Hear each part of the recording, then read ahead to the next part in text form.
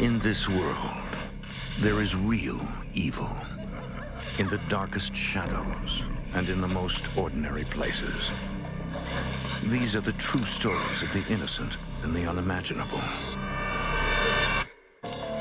When Randy Irvin dabbles in the occult, he unleashes dark forces he cannot control. Night after night, vengeful spirits torment him as he struggles to protect his family. Desperate to free himself from evil's grip, Randy turns to a white witch, unaware that a battle with the demonic has just begun.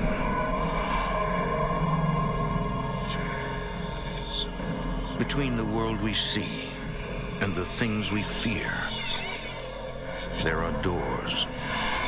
When they are opened, nightmares become reality.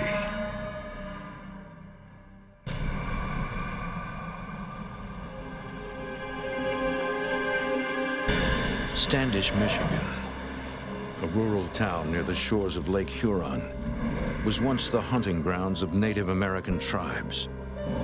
To this day, many of their descendants believe in the divine power of the spirit realm.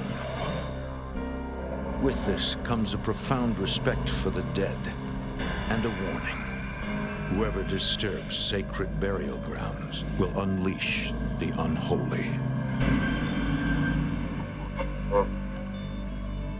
The year is 1974.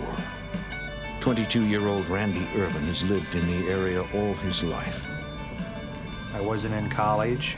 I wasn't pursuing a career. I was still kind of enjoying my time away from high school before I really knew what I was going to do with my life. Eventually, Randy finds a job working for the U.S. Postal Service. I had very good income at that time. I was looking for a place of my own. Randy moves into a beautiful old fixer-upper that his father, Roy, has been renovating. My dad would take these houses and refurbish and rebuild and whatever they needed, you know, to bring them up to par to have them ready for rental property.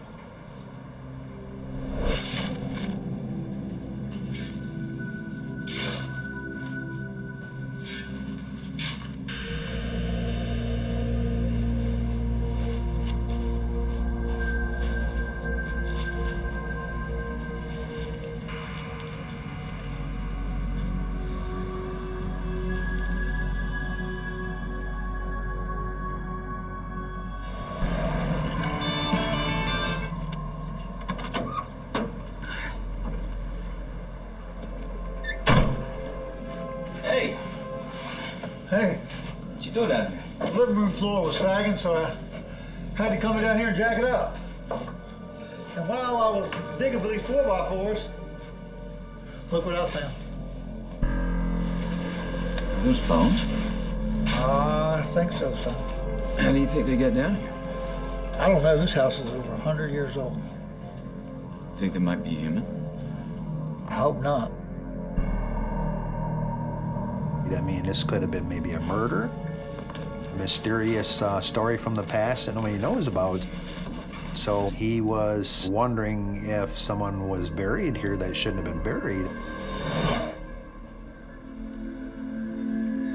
Roy contacts a local physician who he hopes will provide some answers. So, what do you think? Well, I think you might have stumbled across an old Indian burial ground. You know, it's quite common. That it was a common thing to find grave sites like this in Standish pretty much anywhere. What do you think we ought to do with them? I think we ought to respect the dead. I'd rebury and be done with it. And they've got to go back where they belong. My dad didn't like the idea that this grave site was under his house. Yeah, it was. We put the bones back in the ground and we kind of felt comfortable and confident that we did the right thing.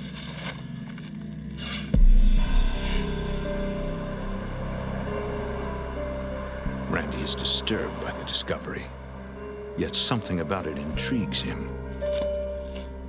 He becomes fascinated by Indian burial grounds and the mysteries that surround them. One day on my break at work, I stopped at a bookstore. I came across this book on witchcraft. It drew me to it, and my full attention went on this book. Randy learns that spirits can manifest from consecrated burial grounds. He also finds detailed instructions about how to conjure spirits. It talked a lot about people that had passed away many years ago and were still caught in limbo, haven't went to heaven. These are the ones they said that you could communicate the most with. And it told me different things that I was able to do, and the one thing that intrigued me the most was to look for buried money. Randy's relatives have always talked about a family treasure that was buried somewhere in Michigan. This book on witchcraft told me that I could conjure up some spirits that would help me find this treasure. Hey, Randy, how are you? It's been a while. Hi, Paula. Yes. I kept this very secret. I didn't share it with any of my friends. A little light reading? I didn't tell anybody. No, it's actually a book from my aunt. She's into this kind of stuff. I wanted to experiment on my own without anybody coming in and telling me don't do it or that's silly or this is dumb. I made a decision that I wanted to do this. It was my personal venture, and I wasn't going to get disturbed in it.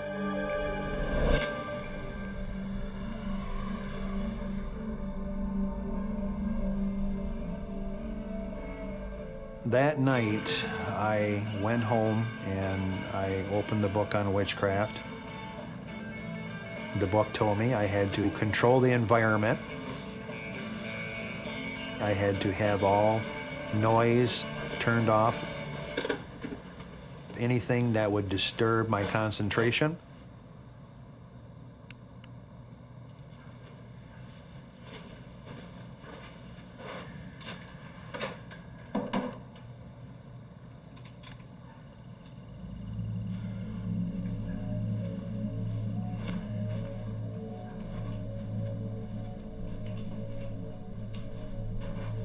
The book instructs Randy to recite the names of 4 spirits.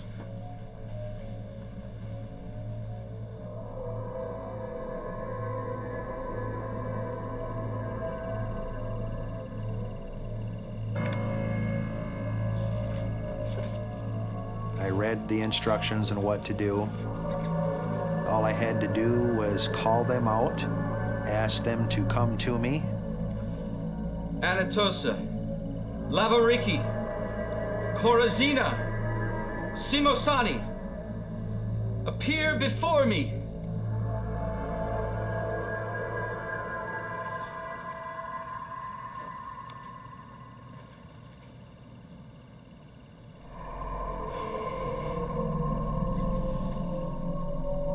Anatosa, Lavariki, Corazina, Simosani, appear before me. Anatosa, Lavariki, Corazina, Simosani, appear before me. What is dark, be filled with light. Bring these spirits into sight.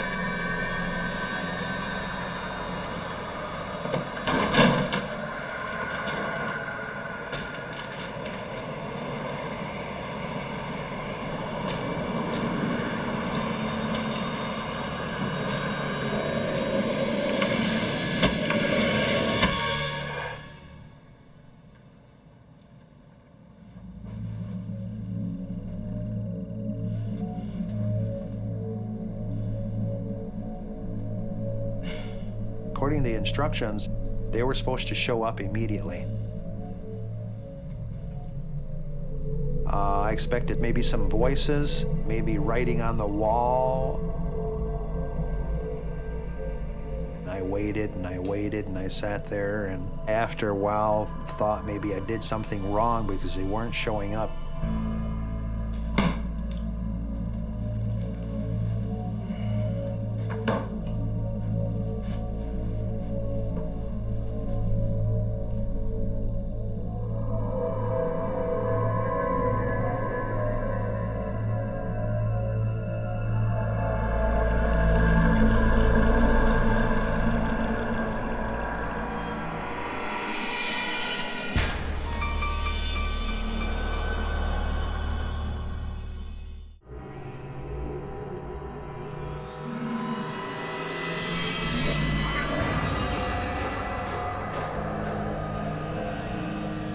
the following night.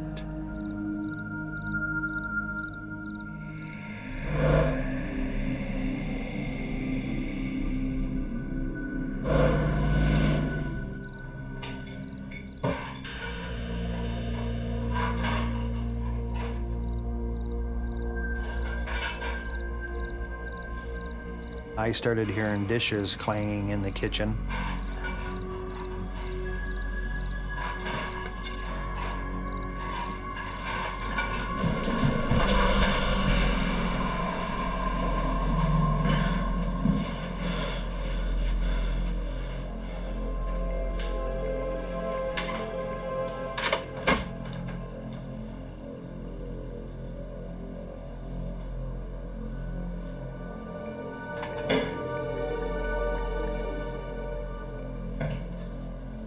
I started to hear someone walking.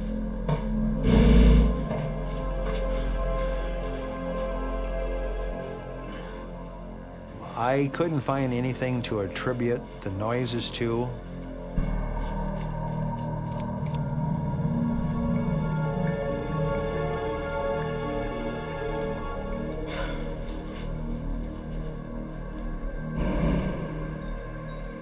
The next morning,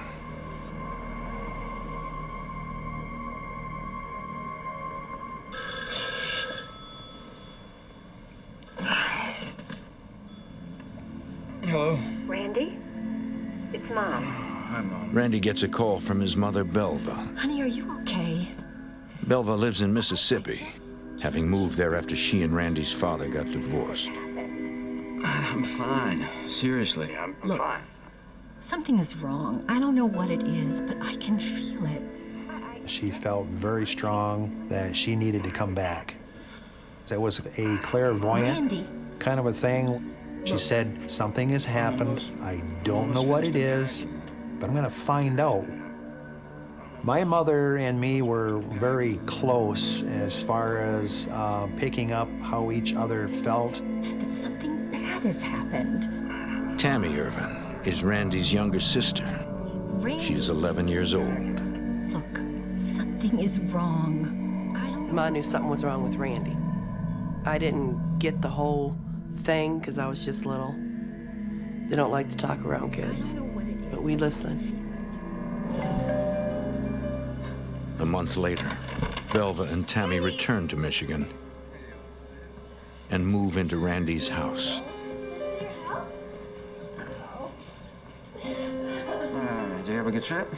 He was pale, like sickly looking. He lost a lot of weight compared to what he did when we left. He didn't look good at all.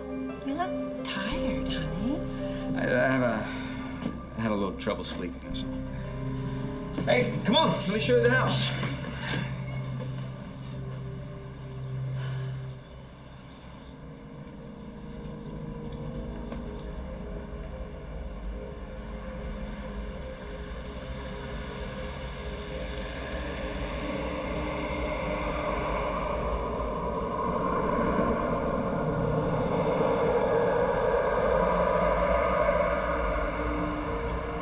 Mom, you come.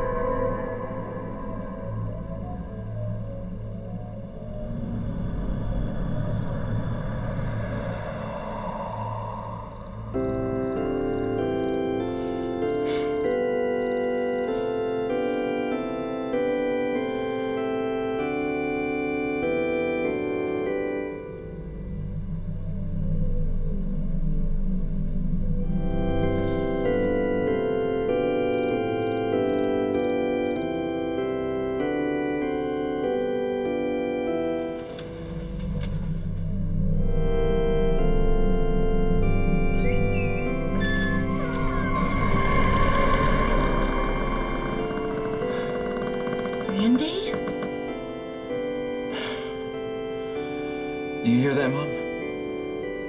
Do you hear that music? Would you turn the radio down, please? It's late. We're trying to sleep.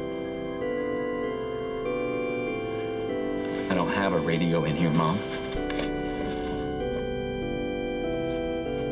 It was coming from the far corner of the bedroom. We both started searching to see if maybe a friend of mine had left a radio.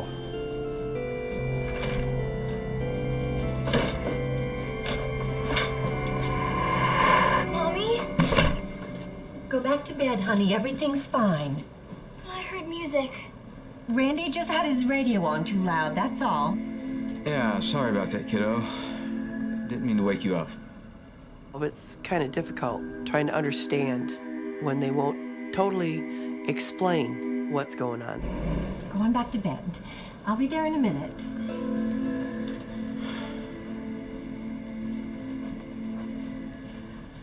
What was that, Mom? I'm not sure. Belva attributes the organ music to her late mother. Don't you remember how... She knew that her mother loved playing the organ. How could it be Grandma? She's dead. I know that, but organ music is just Grandma's... Belva believes that the music is just her mother's way of letting them know that she's looking out for them. Yeah. Grandma, right? Try to get some sleep, honey. Randy is afraid that the spirits he invoked are causing these unexplainable noises. But he can't bring himself to tell his mother that he's been experimenting with the occult.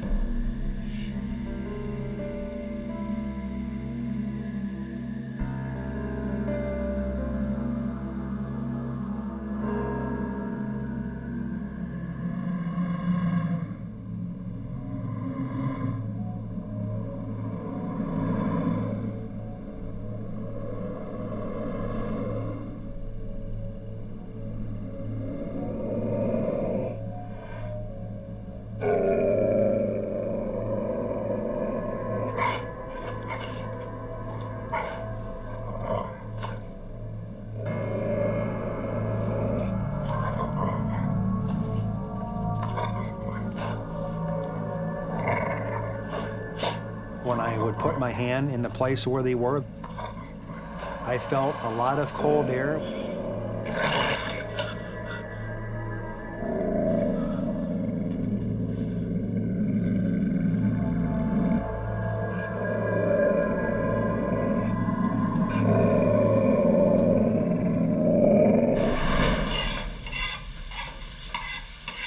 Morning, hon. You okay? Yeah. I'm fine. I didn't get much sleep last night. How do I explain this to somebody? Who do I tell? Who's gonna believe me? Who's gonna listen? Randy doesn't want to worry or scare his family until he himself understands what's going on. If anything was to happen, I wanted it to happen to just me, and I was willing to go through whatever that was necessary to have all the torment reflect upon me and no one else.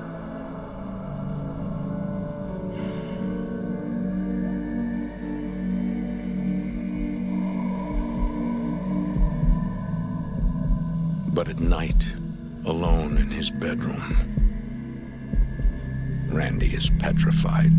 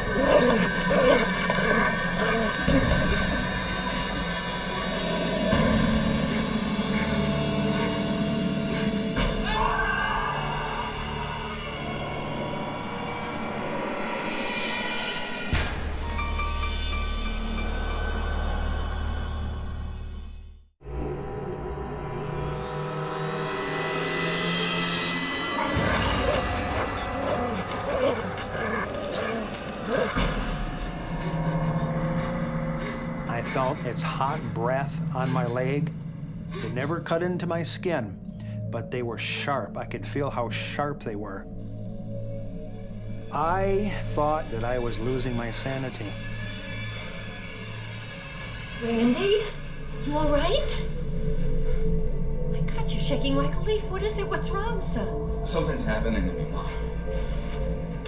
I go to sleep every night, and every night something wakes me up. What wakes you up? The music wakes you up? No, Mom, not the music. I'm hearing things. It's the music, but it's footsteps, and it's clanging dishes. And now there's something growling at the foot of my bed. It's growling at me like it's gonna rip me apart. I can't see it, but I know it's there because it's breathing and clawing at me. All right, for a minute. Just sit down and take a deep breath. Am I going crazy? Am I going out of my mind? Randy, listen to me. I believe you. Whatever this is, we'll figure it out together. Did you hear that? It's over there, behind the TV.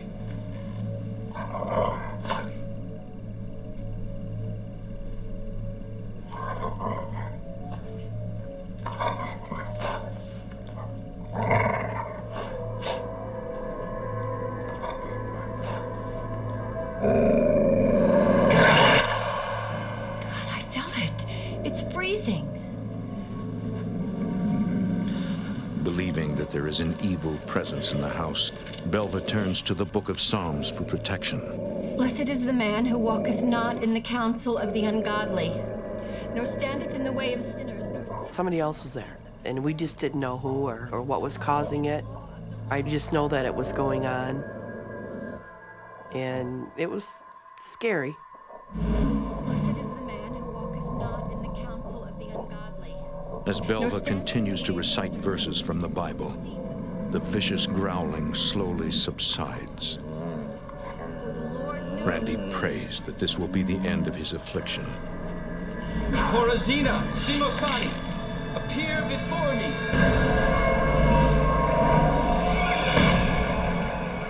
The torment that plagues Randy at night takes its toll during the day as he struggles to focus on his job.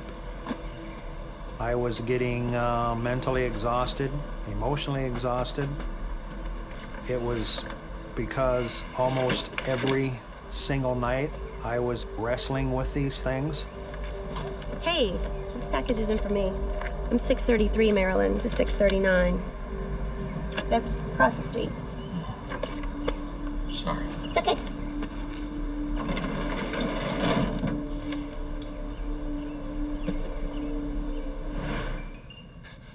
At home, Randy tries to spend some quality time with his sister, but his mind is elsewhere.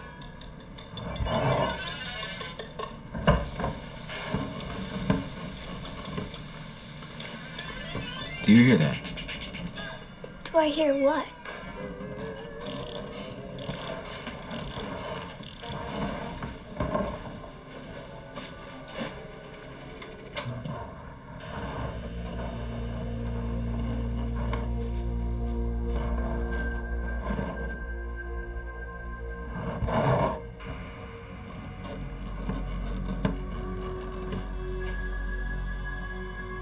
I actually heard scratching from a door to a room that my dad had some antiques stored in there.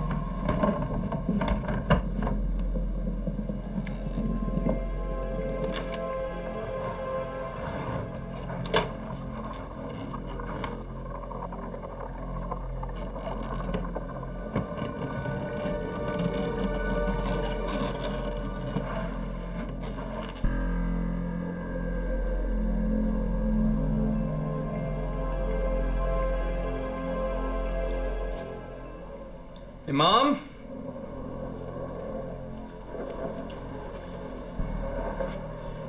You gotta hear this.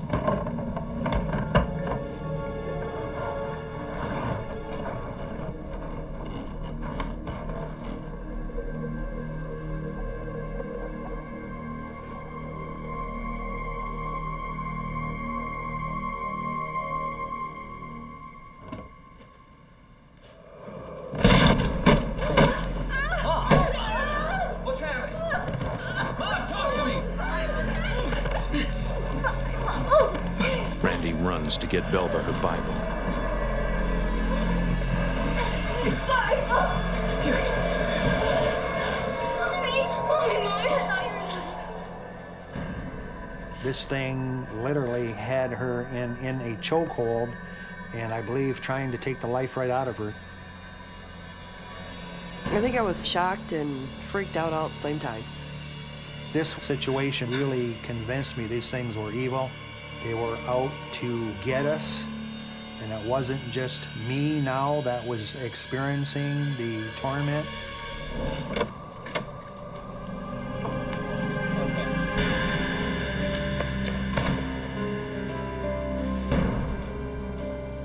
We didn't know where we're gonna go, but we headed for the car because we had nothing else in our mind except to escape.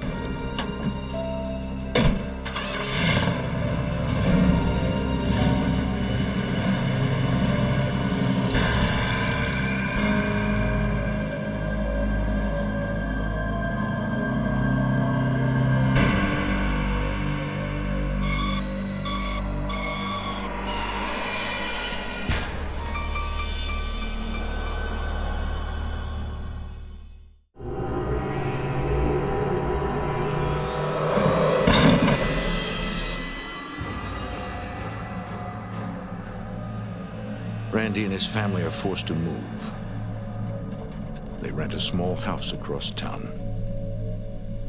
It's the only place they can find on such short notice. Randy is overwhelmed with guilt. Can opener? He knows that he is the reason why his family is suffering. Honey, everything's gonna be okay. I'm fine. I felt a lot of remorse, what I brought upon my family. I need to tell you something.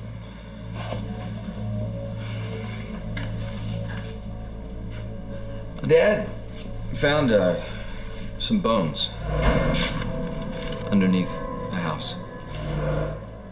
They were part of an Indian burial grave. I didn't think it worked at first because nothing happened, but I was wrong. My God, Randy, what have you done?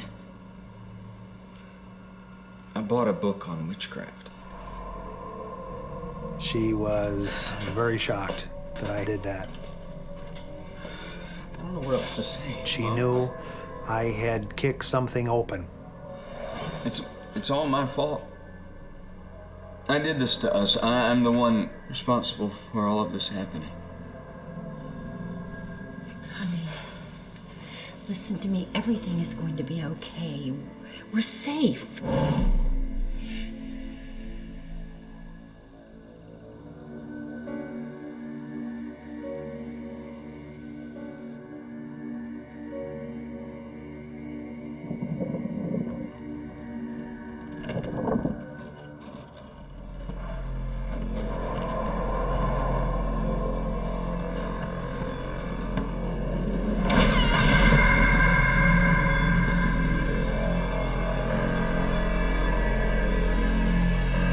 Why are you following us?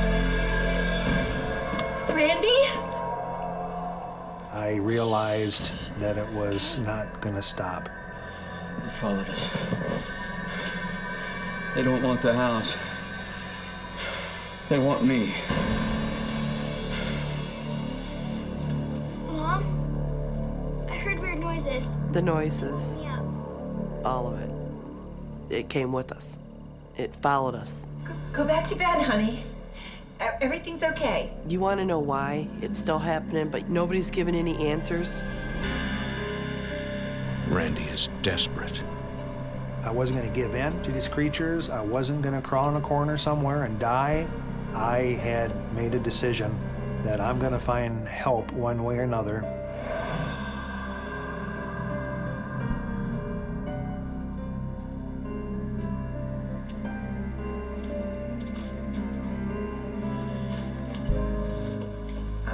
Although he's not a member of any church, Randy seeks the help of a local minister. I didn't know where else to turn. Well, God is here for you to help, my son. So tell me, what's on your mind? Do you believe in witchcraft? Witchcraft was created by Satanists to dispel the Lord's power. They prey on the weak-minded, creating an imaginary world of demons. But it's not real. It's a fabrication created by you. No, see, I don't think you understand. These things are real. They're not just in my mind. I know that. I'm awake when they attack. He said, I've never come across a situation like this before. I've never heard anyone having a problem with having spirits and entities like that taunting them. Have you accepted Jesus Christ into your life? Have you asked for his forgiveness? You're not listening to me. Okay, you're not listening. These things want to destroy my family. Don't you understand that? I don't need you to preach at me right now. What I need is your help.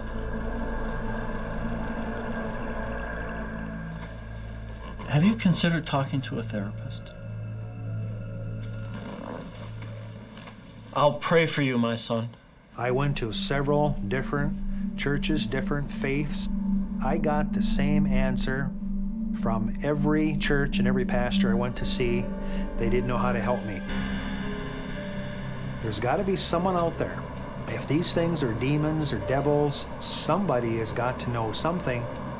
I wanted my life back, and I was fighting for everything that was within me.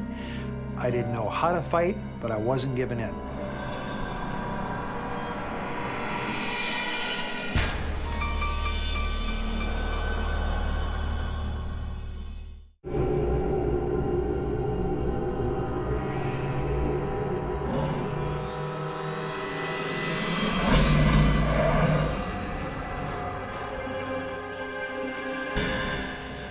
I don't know about this, Randy. Mama, I don't know what else to do. Determined to put an end to his family's torment, Randy decides to take a risk. He figures since witchcraft released evil into their lives, perhaps witchcraft can send it back. Belva is uneasy with the idea, but realizes that they have no other choice. If we don't do something, what next? Who's next? Tammy? All right, son.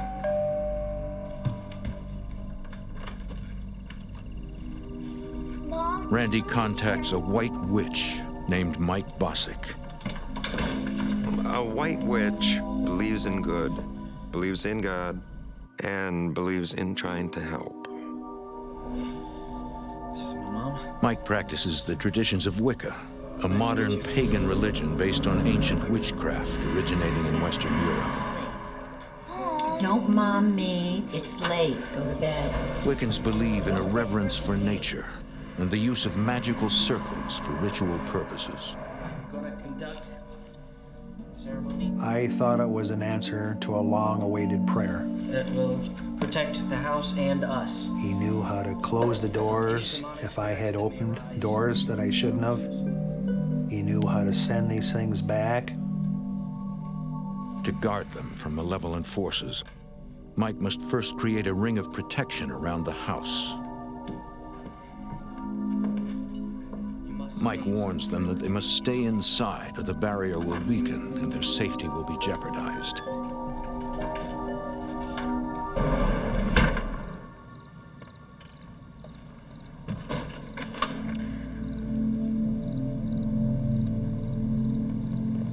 This is Mike's first attempt at expelling unholy souls from a person's life.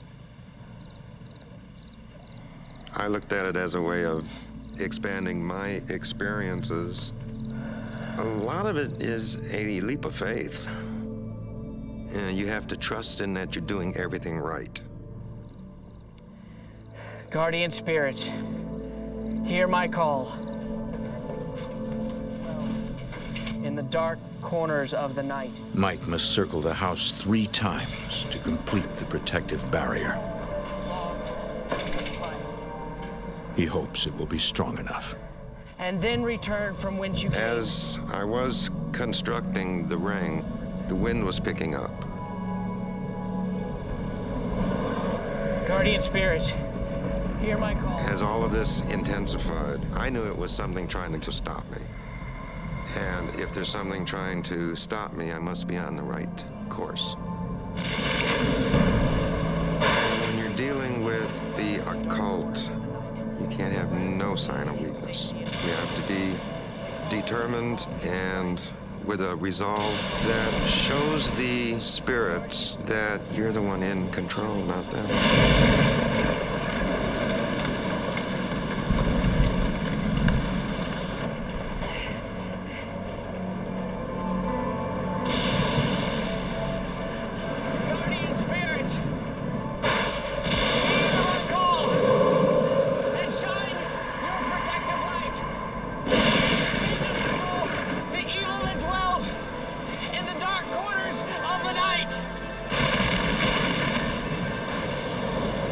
Completes the ritual.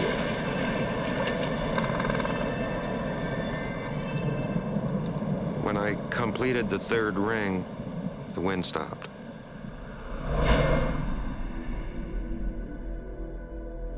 Will you join me in the circle? As part of the protection ceremony, Mike constructs a pentagram on the floor. It just symbolizes the 5 important deities of Wicca. Unlike a satanic pentagram, the Wiccan star is not inverted.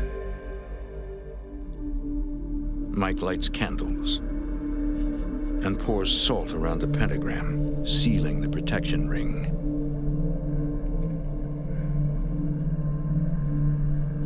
It is imperative that we stay within the pentagram until I complete the ceremony.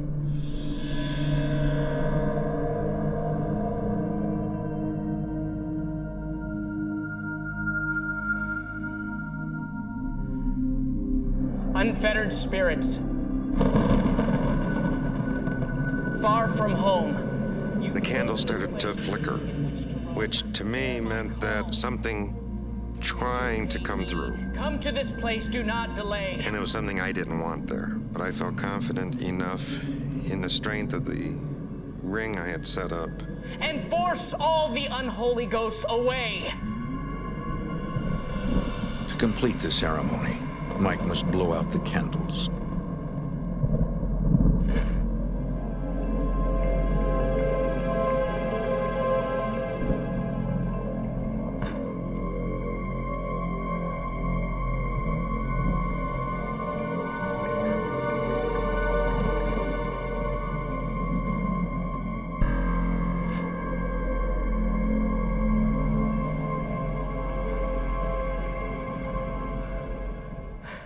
Belva and Randy are relieved.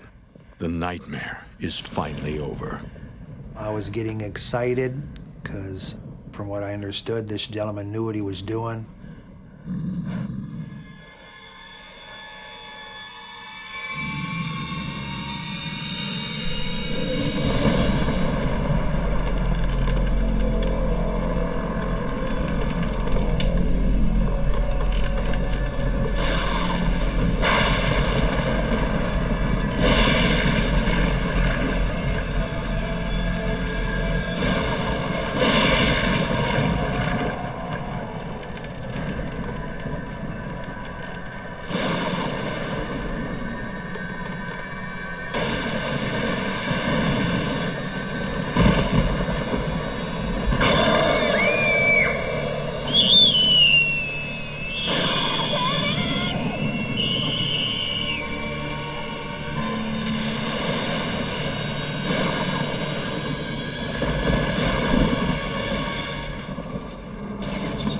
Because of Mike's inexperience, his protection barrier fails against the dark forces of the occult. This thing was a lot more powerful than I realized. Randy can no longer ignore the dangers of tampering with witchcraft. He threw fuel onto the fire and made it worse. Unable to offer another solution, Mike leaves the house. I know, Beatrice. Try not to think about it. Randy, Belva, and Tammy are left alone to deal with the aftermath. What's happening to us? I don't know, honey. I just don't know. Will we be okay? Yes. We are going to be okay. Everything's going to be just fine.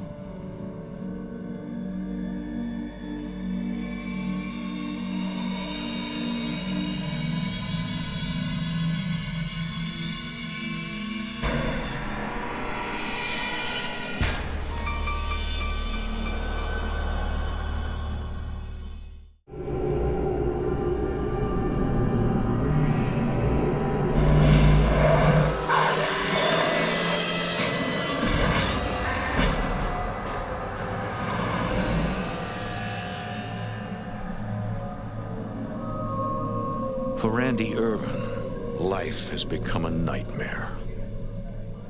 I started falling into a deep depression. I didn't know where to reach out. I didn't know who to reach out to. I knew that the edge of insanity was in front of me, and I could cross that line at any time. Hey, Randy. Hey, what's going on? You know that book on witchcraft? And that's when I broke down and kind of started explaining what I've been going through. You think I'm crazy? No, I don't. Randy, I know someone who can help you. Paula directs Randy to Nora Rayner, a healer known to help those who have been oppressed and tormented by demonic spirits. When I went to her house, I kind of refrained a little bit outside it, wondering how a woman could help me in this situation when I went everywhere else.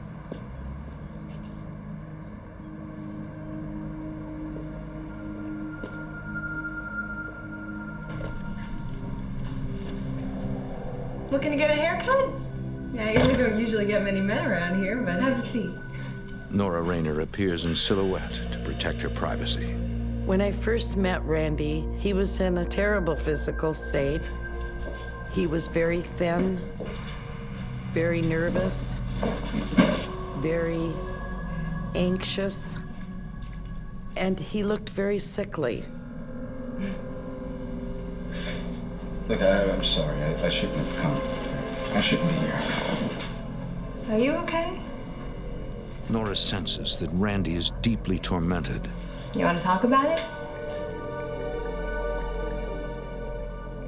I want to die. Why? I did something stupid, and I put my family in danger. He came to me out of desperation in a state of fear. Did you ask for help? God. Listening to him, I just knew he needed deliverance. Do you have the answers? And I knew I could do that. I believe I have a gift from God, an ability to heal. But in order for me to help you, you must believe in God. Can you do that? I'm gonna say a prayer out loud, Randy, and I want you to repeat it for me, and I want you to mean the words that I recite to you. Don't just recite them, I want you to mean exactly what, you're saying. Jesus, I ask that you forgive all of my sins. Nora says a Come prayer into of my life as deliverance. my Savior, and deliver me from what I am going through.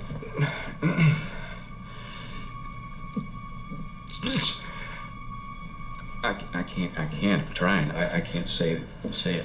Take your time. Focus on His love. Randy finds himself unable to recite the prayer.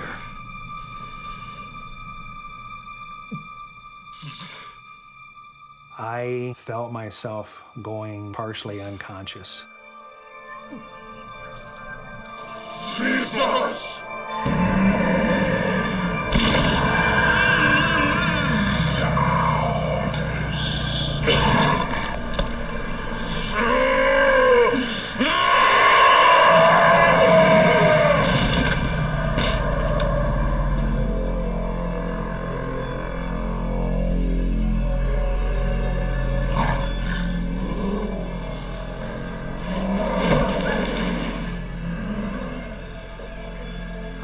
prayed deliverance before, but never imagined anything like this.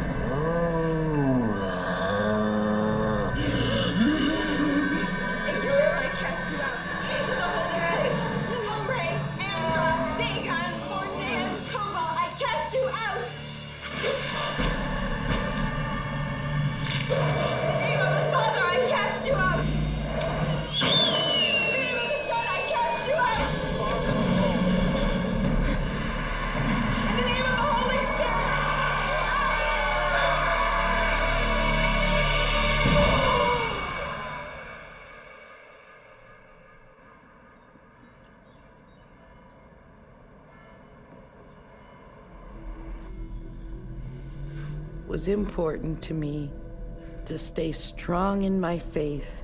If I would have let my guard down, I would have lost. I would have lost the battle for Randy's life. I knew that I was liberated. I wasn't dead inside anymore. Someone cared. It was him. It was Jesus that cared enough to set me free.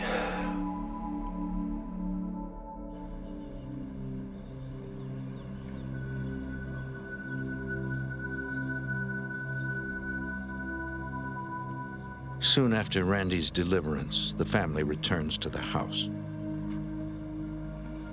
Nora believes they must bless the place where dark forces were first unleashed.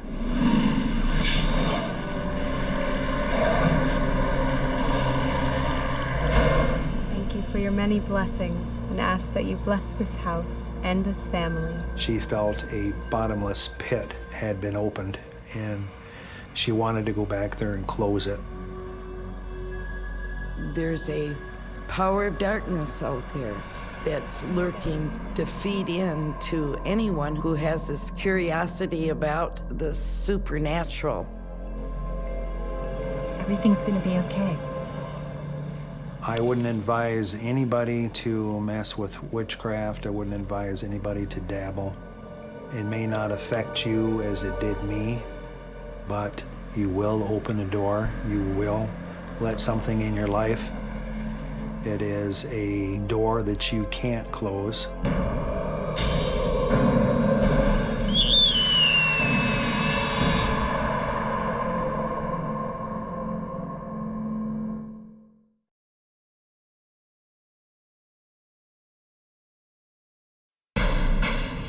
In this world, there is real evil. In the darkest shadows and in the most ordinary places. These are the true stories of the innocent and the unimaginable. In Ireland, an ordinary family is suddenly plagued by frightening phenomena they cannot explain. The terrifying encounters become more frequent and dangerous as a tormented spirit feeds off their fears. With nowhere to turn, they gamble on a spiritual healer who uncovers supernatural wounds that prayers alone cannot heal.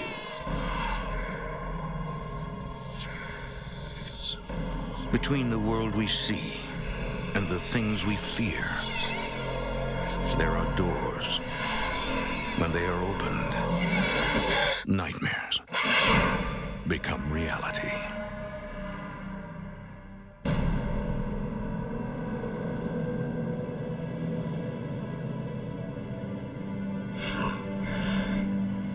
Along the western shores of Ireland lies the ancient port city of Galway, where the River Corrib empties into the Galway Bay. It is a place of legends and mystery, where sometimes you can still hear the faint whispers of lost souls.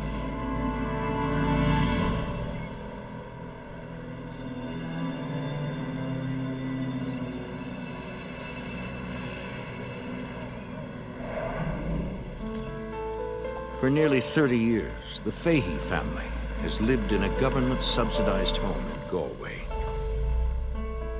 During the week, Jackie Fahey is a bus driver for special needs children. His wife, Esther, works as a cook at a nearby childcare center. Yeah, we were just an ordinary family. But, you know, we just lived our life and we were quite happy. In 1996, their daughter Martha gives birth to a baby girl, Sarah Louise. When Sarah Louise came to our home, everything seemed to be so wonderful. And we could look after her and care for her.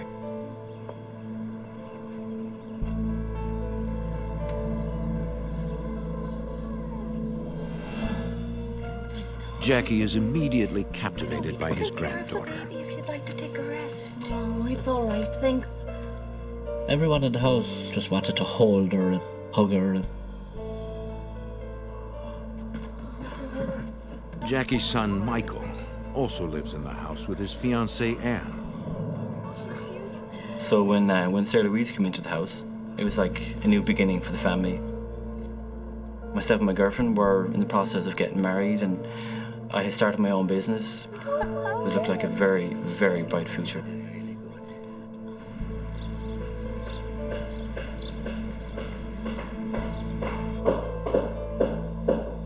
A few months after Sarah Louise's birth, the neighbors begin renovating.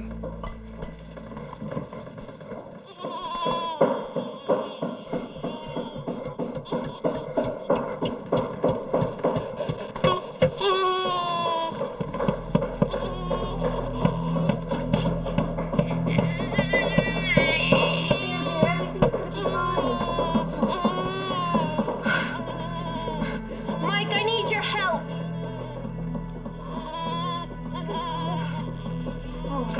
What's going to matter here? Right, Uncle Mike's here. He's gonna fix everything. Could you move her crib across the room? It's gonna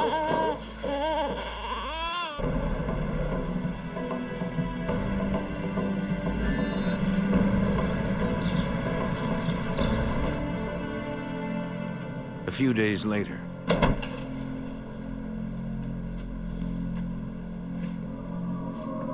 There was like a smell, it was like rotting meat, or rotting flesh.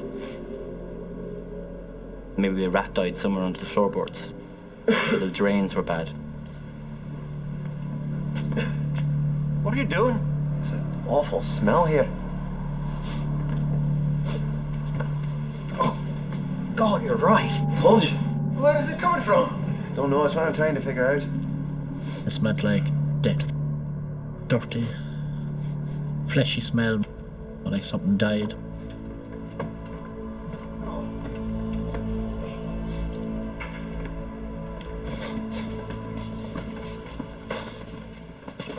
I thought it was coming from over here. But now there's nothing. And the smell was sort of moving around the house.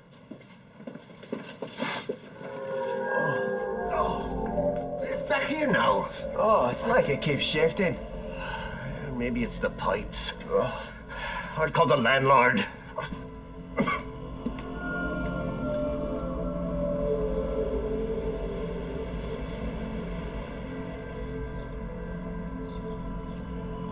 the next morning,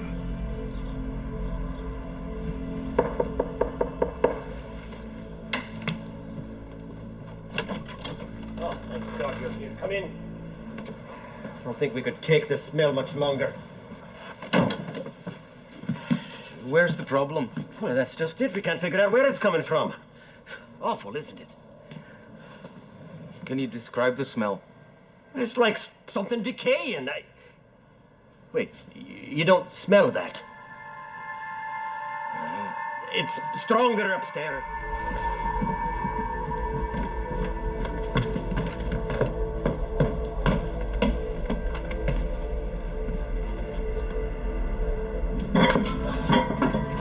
Do you get it now? Smell of rotten meat.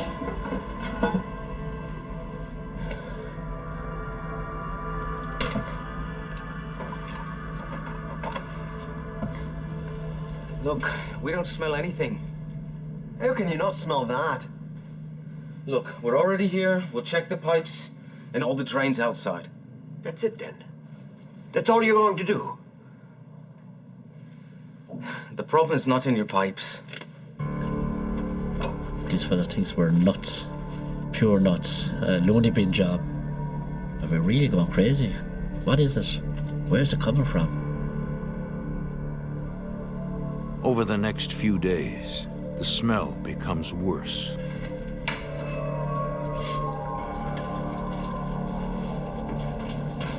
I really started cleaning,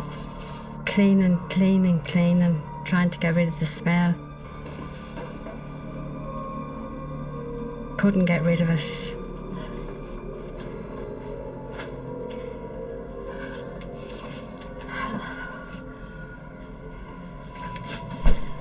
Esther, are you all right? I'm feeling sick again.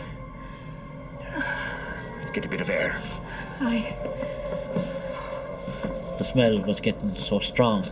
Everybody in the house was nausea. And we didn't know what to do.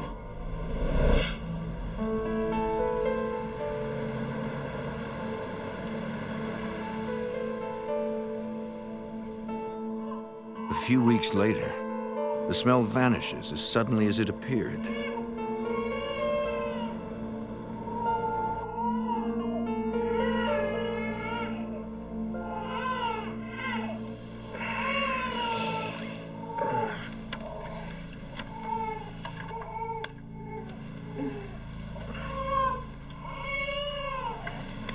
Why doesn't Martha take care of her baby? She stopped crying. She must have gotten up. All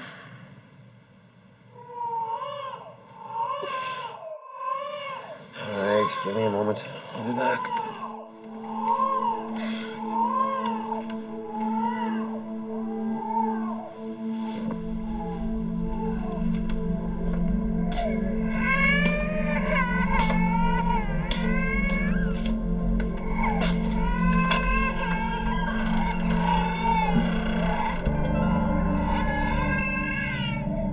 I said, well, there's something really strange and weird going on here.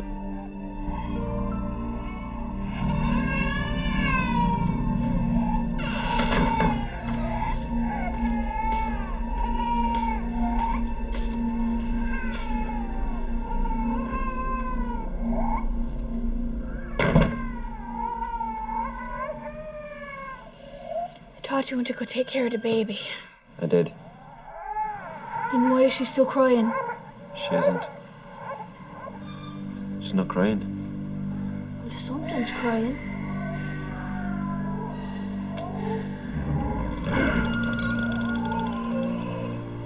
I felt like somebody was pushing on my chest.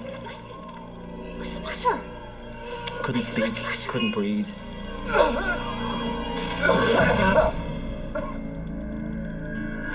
Michael, are you alright?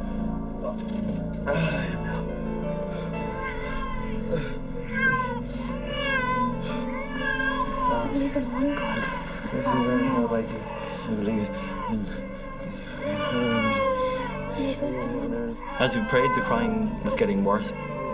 Jesus Christ. Getting louder and louder, as if we were physically hurting the spirit.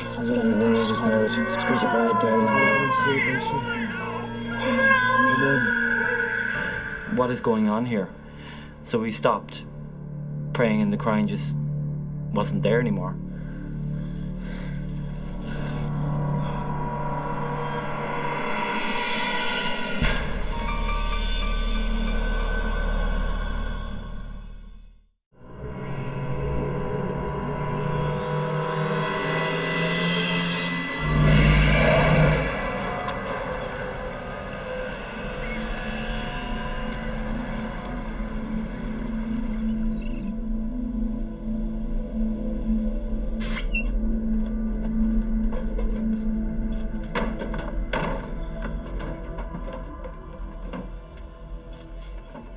Have you seen Sarah's bottles?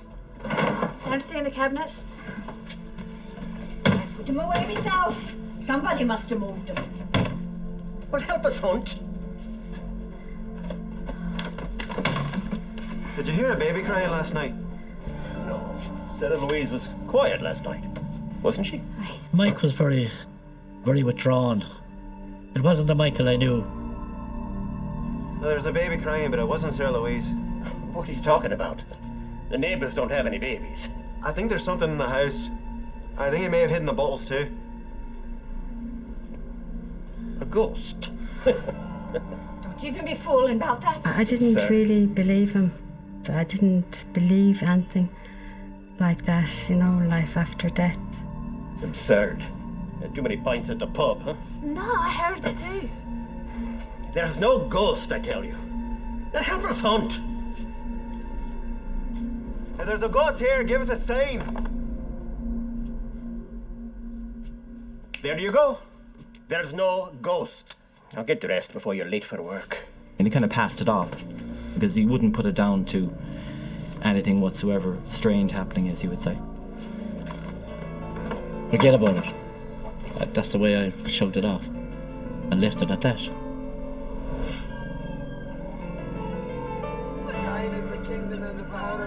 Later that night, Michael and Anne find it impossible to ignore the ghostly crying.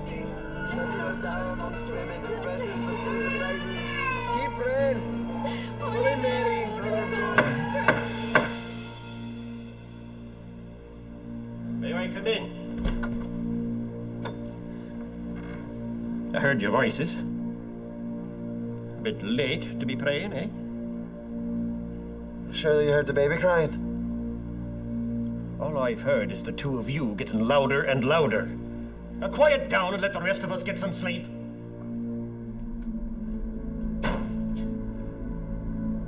I said, let it go, Mike. I didn't really want to know.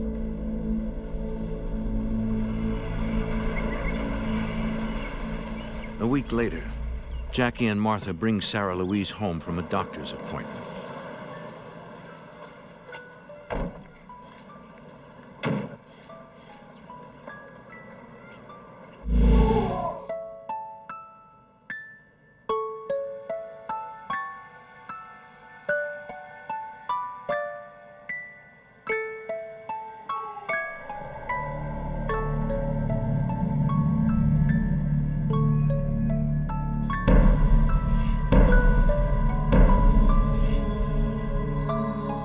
Michael! Anne! They're at work, Dad. Must be them playing a trick on us. Something just going on that I couldn't explain, but I was afraid to say it, you know.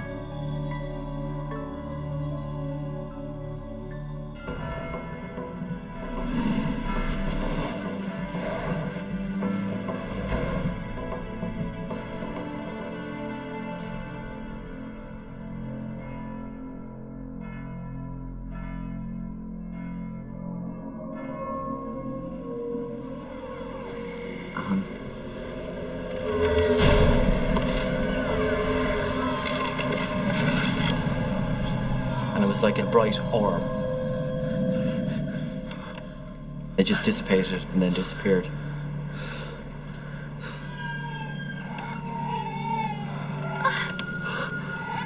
I don't think we actually slept that night whatsoever.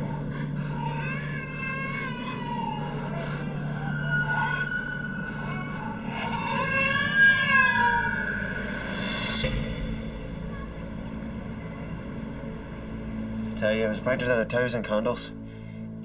And then it just faded away until it slowly disappeared. Could have been a car. I see headlights every night. This was far brighter. I tell you, we have a ghost in the house. Don't you be saying that. Oh, he kept telling me, he said, it is true. I was very upset. Do you swear you didn't put those Tories in a circle? I never touched them. That's when I realized we have something going on in the house. Something maybe not normal. We should ask a priest for help. You won't believe us. We'll put a tape recorder in the baby's room. Capture the sound of the ghost crying. We'll try it tonight.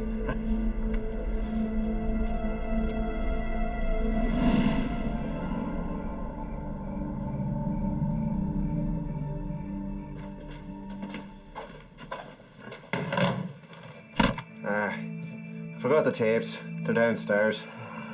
I'm sorry, Dad.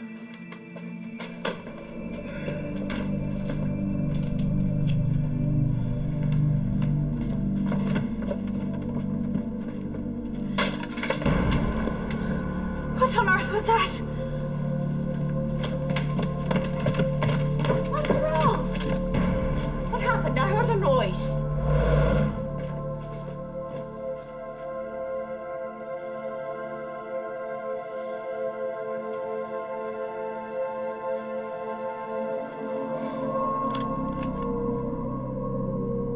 How did it get smashed like that? Something must have thrown it. And hard too. There was a crash and the boys, they went upstairs and I don't know, it was just...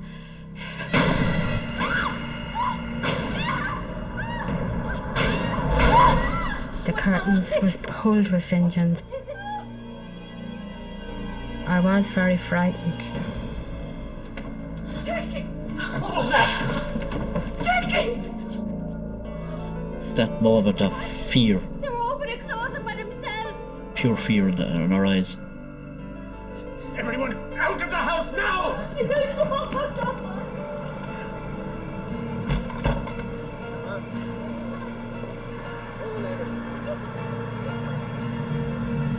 Here. The family takes shelter with their neighbors, who have been close friends for years. You're more than welcome to stay the night. Thanks. That'd be grand. Our neighbours was very good. They'd make beds and put us on the floor. Our neighbour were wonderful. What do you really think is going on in your house? Couldn't do enough to help us. You don't really think it's spirits, do you? First thing in the morning, I'll call the church.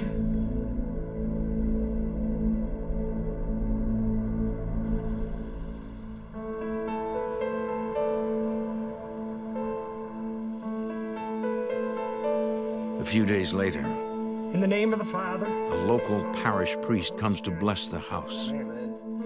grace and peace of God our Father and the Lord Jesus Christ be with you. Lord, we have sinned against you. Sir Louise was quite happy in my arms.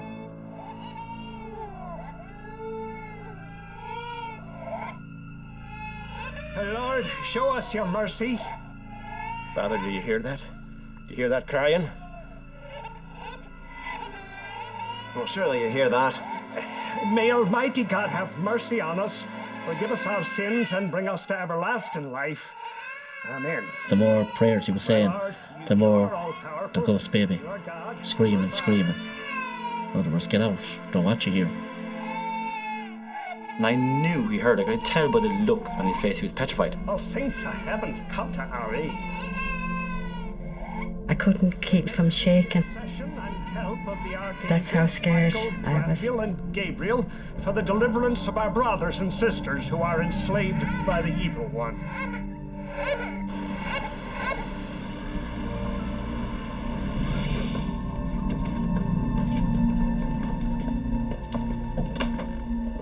Jackie asks the priest to bless Sarah Louise's room. What's wrong? The crib's against the door. That's impossible.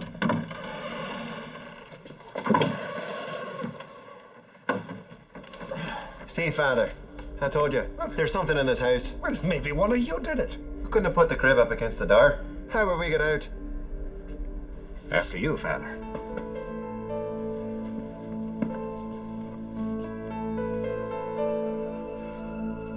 Lord God of heaven and earth, bless this house and all who inhabit it. Fill them with the light of Christ, that their concerns for others may reflect your love. We ask through Christ our Lord. Amen. Amen. That's all. It's done. I'll be gone now. The priest couldn't wait to get out of the house. Packed his bag and out the door.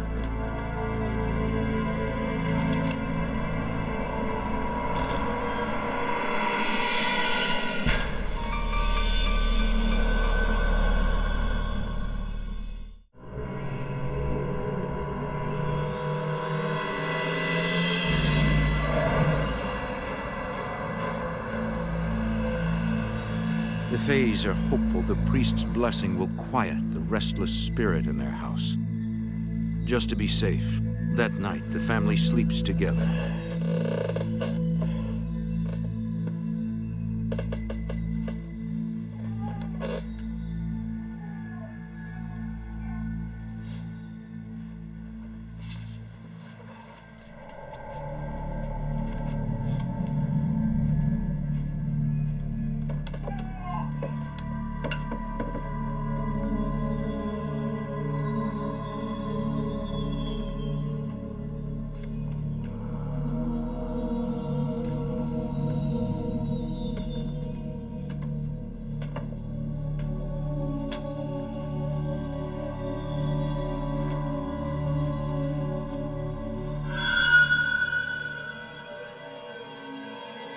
and this jug just came right up in front of me. Tilted.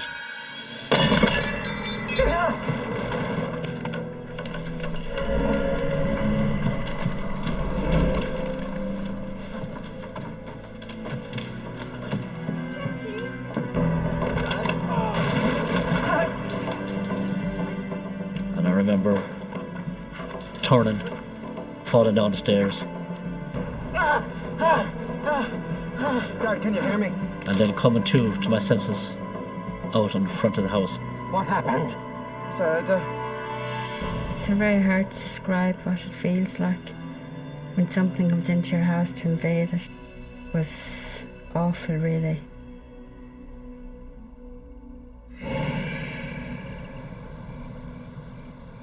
I don't think any of us should go back to that house tonight. Again, the family takes refuge with their neighbors. So does Anne. My sister's got a room. We could all go down. Aye, but it's a 4-hour drive. And I mean, I wish I could. Jackie, I need to get out of the house. I need a rest. And I don't know what else to do. I'll go back and pack our suitcases. You stay here. I'll fetch you. I'll go with you. Thank you. Thanks so much.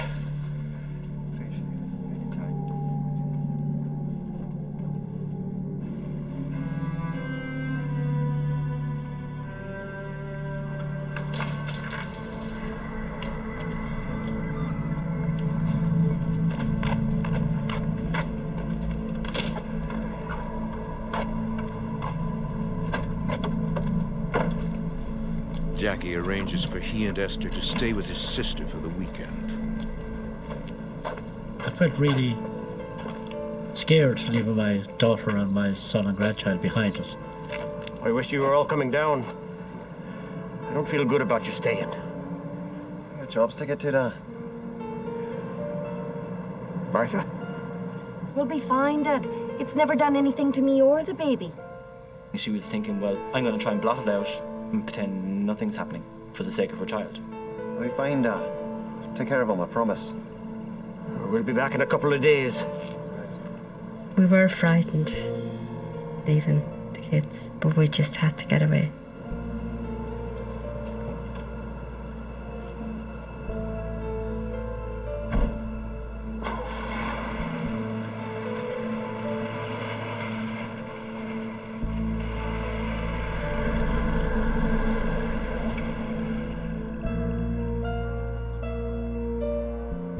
The next day, with her parents out of town and Michael and Anne at work, Martha is alone in the house with Sarah Louise.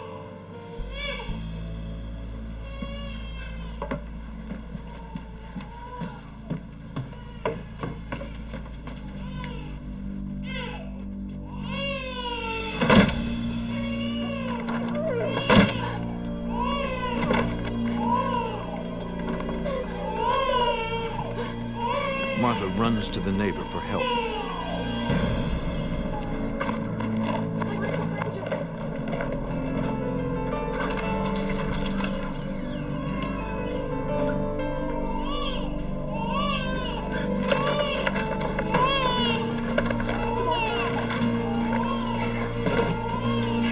Hurry, please.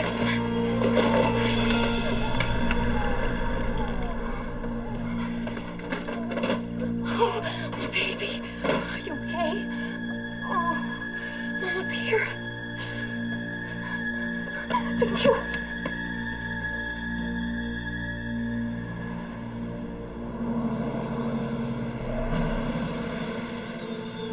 That night, Michael and Anne return home from work.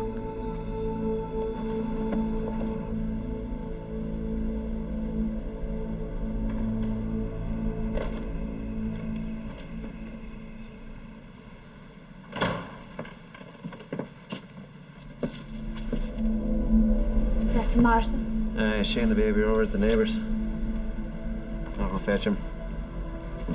Do you want me to go with you? No, just stay here.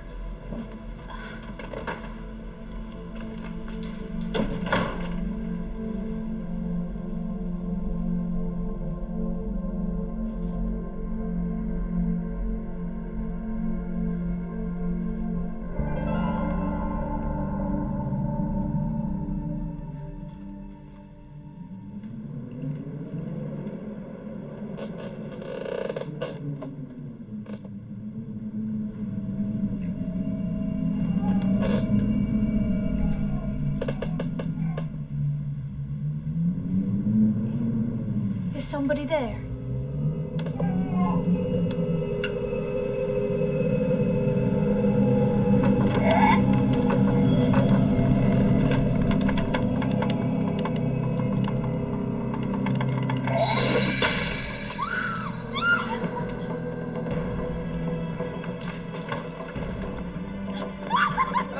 Michael, we have to get away from the house. We have to go. The baby, the picture. We have to go. They flew across the room.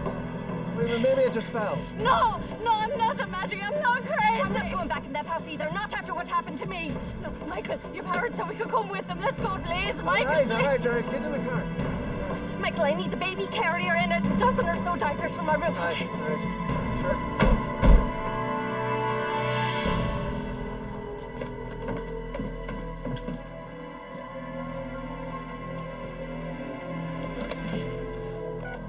Michael decides to let his parents know that they're leaving the house.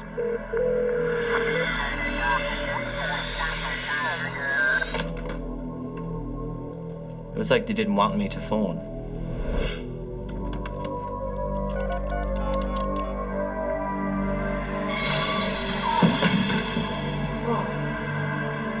The phone was melted.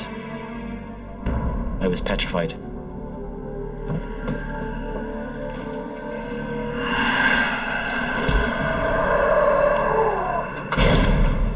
It felt like someone was actually pushing me away. Just go. Go now, leave. Martha, here.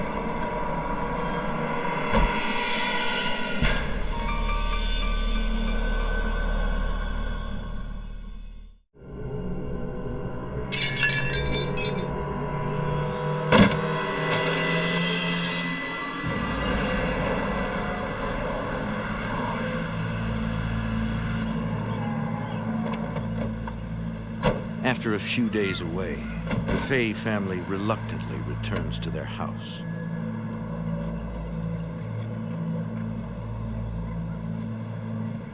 Let's take a look. Jackie can't afford a new home. Esther, come on. He knows the city of Galway has a long waiting list for housing. Come on, love. It's not my house. I don't have a house anymore. We don't have any place else to go. It will be at least 5 years on the list before we'd get another house. We'll make this right. Come on.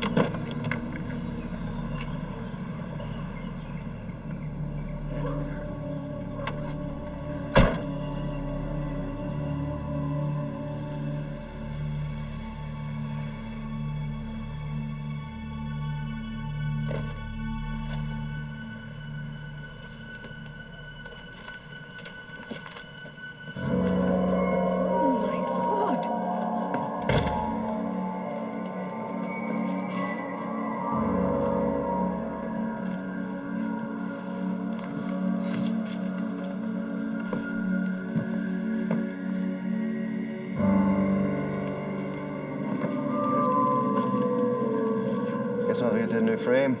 It was like someone came in and ransacked the place, but there was nothing missing. Come on, everyone. Let's put things right. We felt invaded. Somebody had just moved in, taken over my house. I wanted my house back. I used to love this house. We had nowhere to turn. Now I don't want to live here anymore. Come on, love, don't lose heart. We're going to beat this thing. We've got to do something. Like what? The family was just literally falling apart at the seams. Where do we get help? Call a radio program, or maybe one of the papers. They'll make fun. Maybe. But someone might hear our story and come and help. Michael's right. This is our home. We're not going to just let it push us out. We had to confront this. You're right. It wasn't going to put us out of our own home after being there for 30 years. But first, let's get our home looking clean again. It's either me or the ghost that's going to go. I'm going to get rid of this out of my house. It's the last thing I do.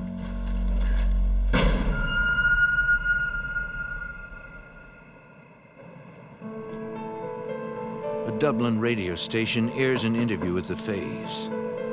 The The interview prompts a local newspaper to send a reporter to spend the night in the ghost house. You must be the reporter. That I am. Fiona Tanner. Please, come in.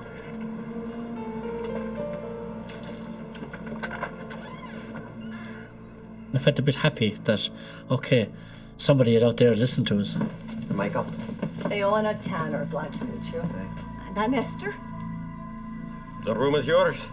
Just make sure you're right that we're looking for someone to help fix this problem. She came to the house and said, well, look, I don't believe in ghosts, don't believe in this, don't believe in that.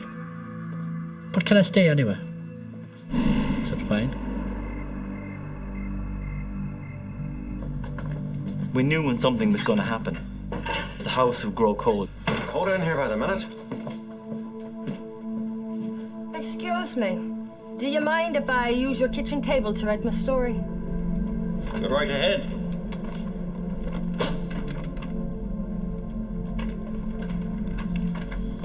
Aren't you going to write your story after you stay all night?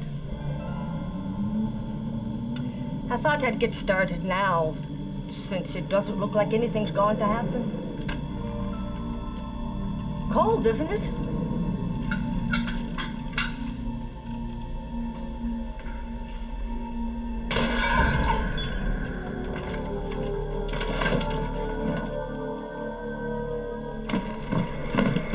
Bits of porcelain everywhere, literally on the carpet, and there was tiny minute pieces that had spread all over the place. And she was so frightened. I think it was that point she realised that there is something going on here.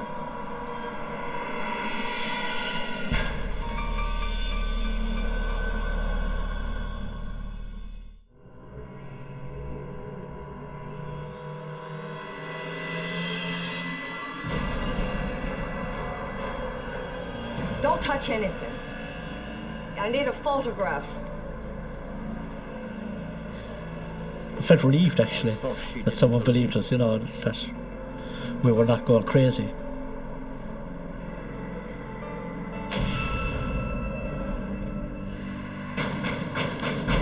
According to the Fahey family, the Galway ghost seems determined to drive them out. It began with foul smells. The newspaper's eyewitness account piques the interest of reporters from all over Europe. The story is dubbed The Galway Ghost. I'm Claudia O'Rourke, reporting from Galway. There they are. We were literally splashed in every paper in Ireland. We were on nearly every radio station.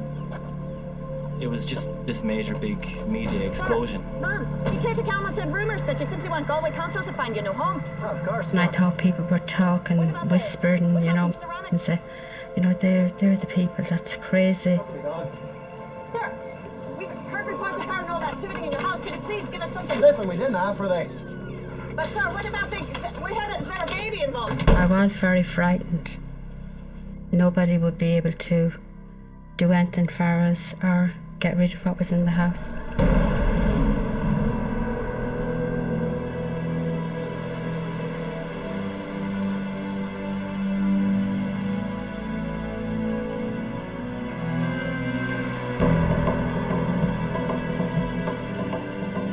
Several days later, a reporter calls Jackie, recommending the services of someone he thinks can help his family.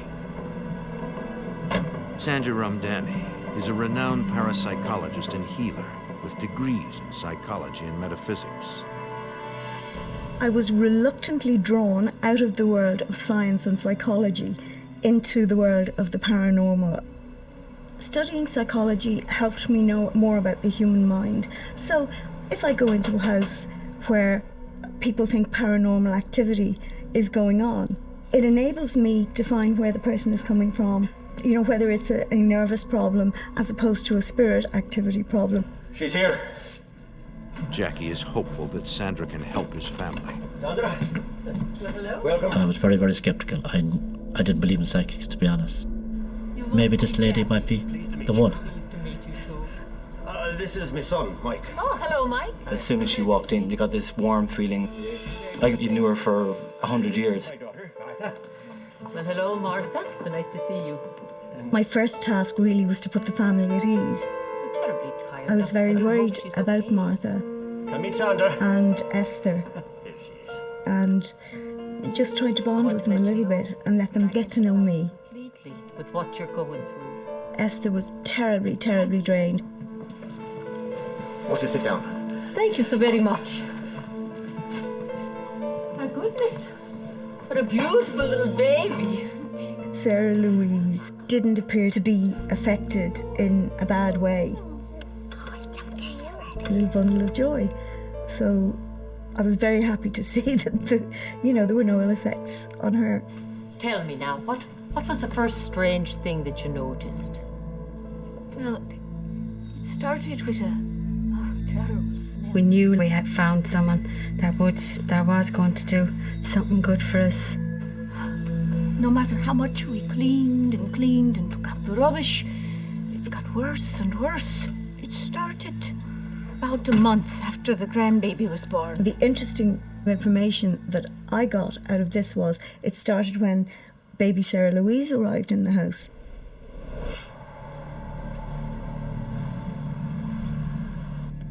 I asked them to bring me to the room where they felt the most activity happened, which was Sarah Louise's bedroom upstairs. I placed my hands against the walls to get an idea of what sort of energy is there, what type of spirit you're dealing with. Has there been recent construction here? No, we haven't done anything. Wait, don't you remember that? They were doing construction next door, on the other side of the wall. I had to move Sarah's crib. You're right. There was construction. Just before all of this began. It freaked me out when she was able to tell me that the neighbours were doing construction. Could I stay here alone for a while? Well, if I meditate, I might get something.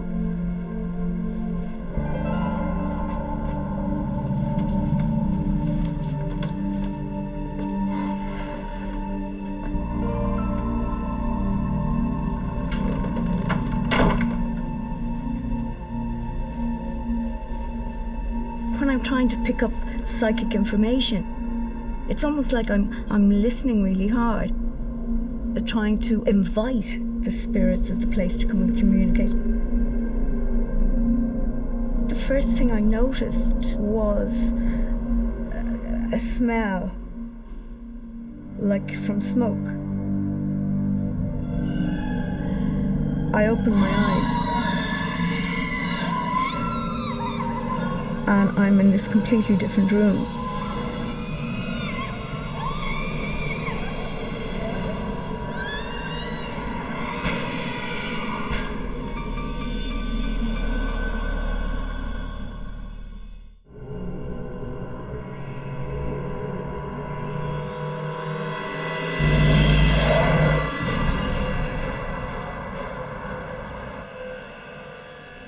I closed my eyes.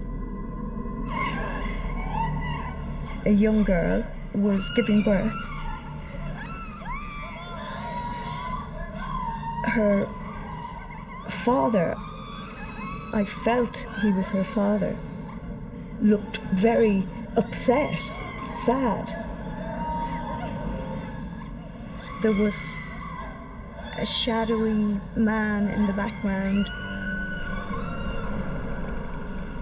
He seemed to be very, very stern, maybe angry.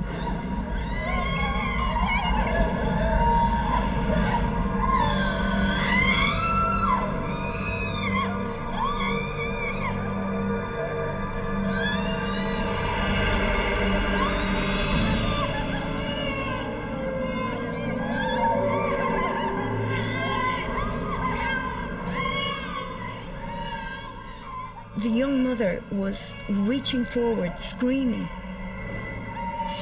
for her baby as he smothered the child and killed it.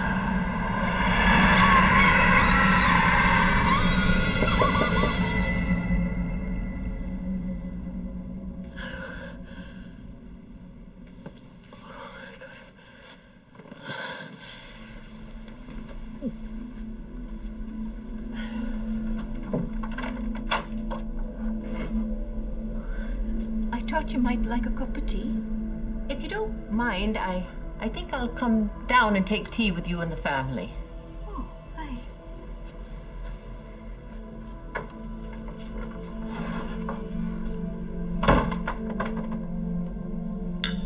I believe the baby was born out of wedlock. And from shame, the father of the girl and the father of the baby had it killed. Oh, horrible. How could anybody do such a thing? What's that got to do with our house? Well, the spirit baby isn't haunting your house, it's haunting the land. Well, I think the construction disturbed the baby's spirit. And then you've recently had a baby. I think the spirit baby wants to get close to you, wants to be mothered by you. It was like sibling rivalry, kind of battling, in a sense, for affection. Sandra explains that she will attempt a healing ceremony to help the ghost move on and find peace. But the first thing I need is for someone to take Sarah out of the house. Well, I wanted the child safely out of the way, just in case things started flying around the place. No, not you, Martha. I need you here to help me get rid of the ghost. The missus and I will take Sarah for a stroll.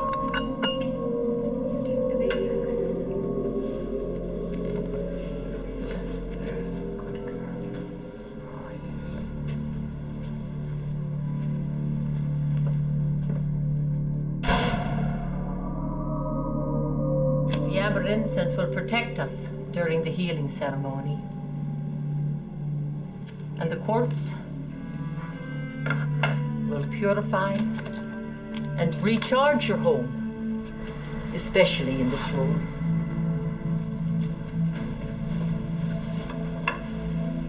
Will this work? That will be perfect right there. Thank you.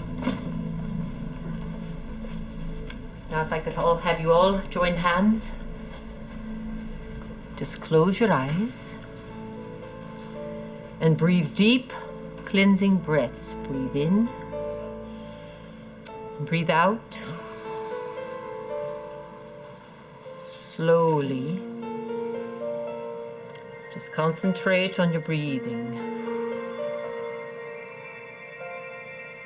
Now, imagine the spirit baby in the bassinet. See him with your mind's eye. Just keep concentrating, focus, listen to my voice. That's right. Now picture the spirit baby in the bassinet and send all of your energy to this baby to help move him over to the next world. Martha, you must keep your eyes closed. Must all of you must concentrate, you must focus, continue focusing on this baby.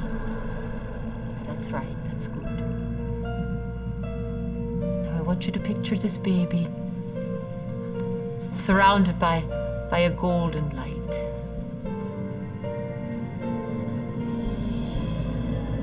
See him begin to rise. He's rising.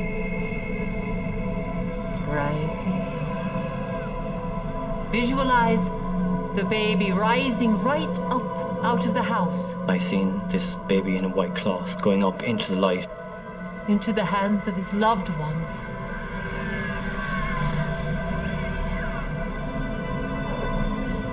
Crossing over into the next world.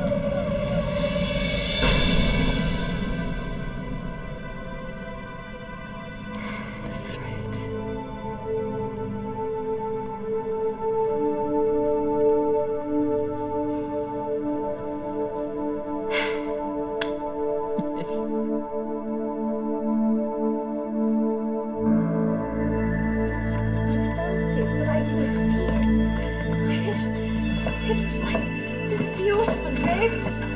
Up into the sea. That was amazing. Because the house was warm, there was a warm feeling, everybody was laughing.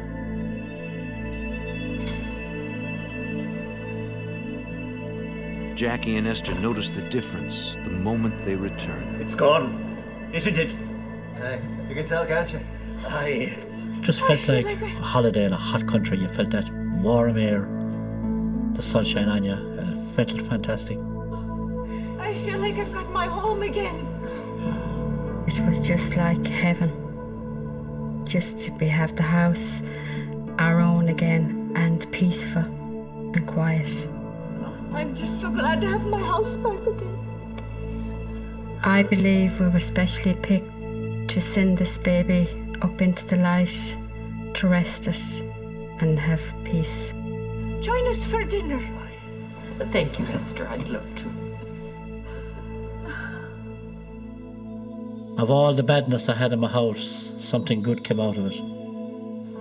Today, the Fays continue to live in their home, which is known across Ireland as the House of the Galway Ghost. We know it's gone, and we know it'll never come back.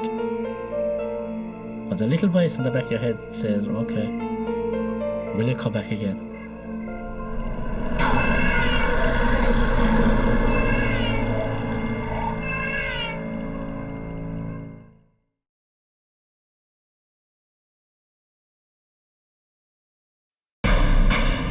In this world, there is real evil.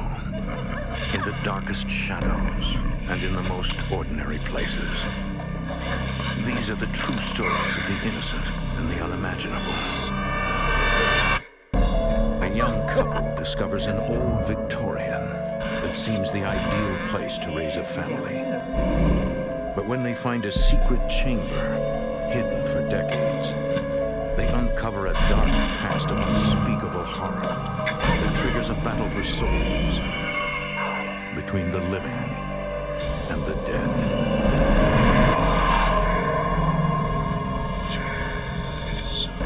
Between the world we see and the things we fear, there are doors. When they are opened, nightmares become reality.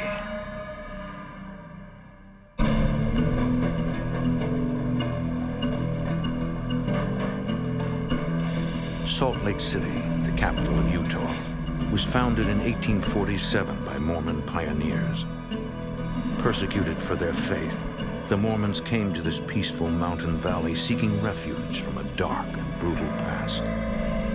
Here, spirits still feel the torment of those bygone days. Souls trapped for eternity within the walls of the city's oldest homes.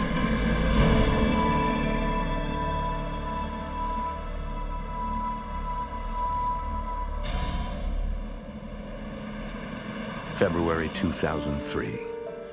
I've got hot chocolate if anyone's interested. I am. All the marshmallows? April James and her fiancé Matt Brody lived together with April's two sons in a small but loving household. Matt, a general contractor, takes pride in his role as surrogate dad to 13-year-old Chris and 7-year-old Brian. I love them like they're my own. They're incredible boys. They've accepted me into their lives, and I really feel that we make a really good family together. We having any luck? Yeah, I'm realizing it would be a lot easier for us to buy a new home if we were independently wealthy. April works nights as manager of a nightclub. They're eager to start their new life together. I just got a job promotion, and Matt and I were making a lot more money than we were used to, and we really wanted to have a bigger house for the children. And I wanted my dream home. I wanted to have a Victorian. April's wish is soon realized when they find a home in one of the oldest sections of Salt Lake.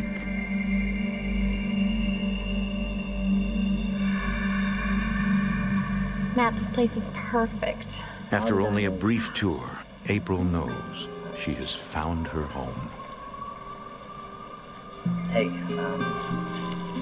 look, we love him, you know. I mean, can we talk? I mean, whatever work you're doing, just stop right now, and can we make a deal, or? Well, I don't know. Matt makes an offer on the property. It was grand.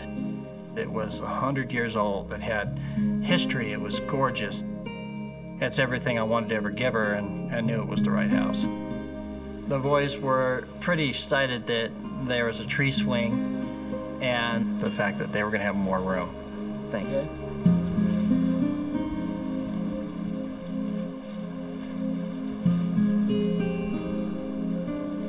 Well? Well, It looks like April gets her dream house. Really? I know. Look, I mean, it's not like we can move in tomorrow. Okay? That's okay. I mean, I'm talking major renovations here, a lot of work. I know. The ground up, wiring, plumbing, everything's got to be redone. I know, Total I know. renovations, huh? Why do you think I keep you around? They agree to lease the house with an option to buy. It's a fresh start for a new family. It was our dream home.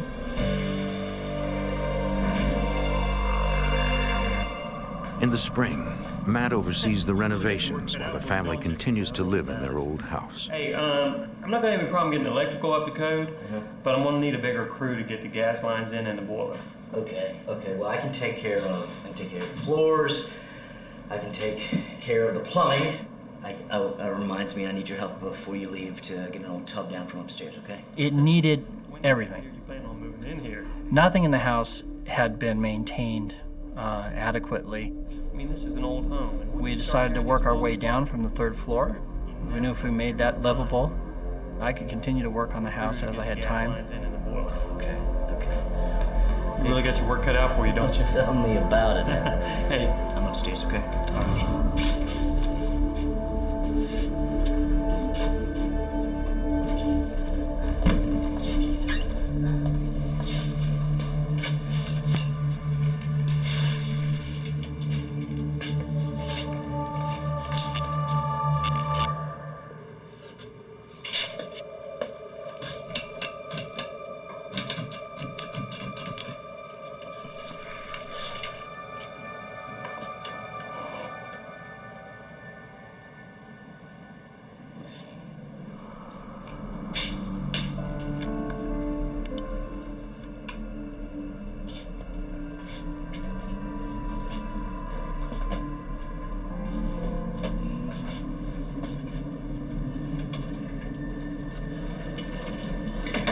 Inside the closet, there's a small 2x2 opening that a child could fit through.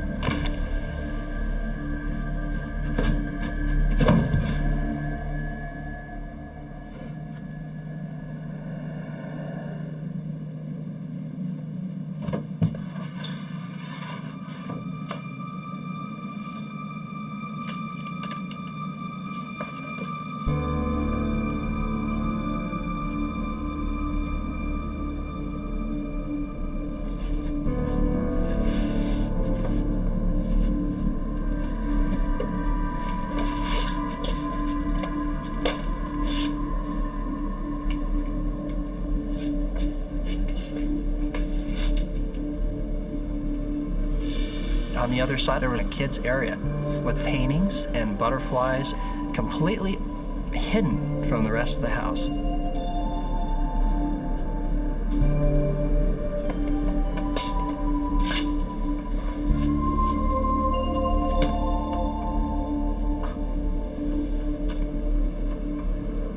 It had a larger opening for like a man to get through that had been nailed shut.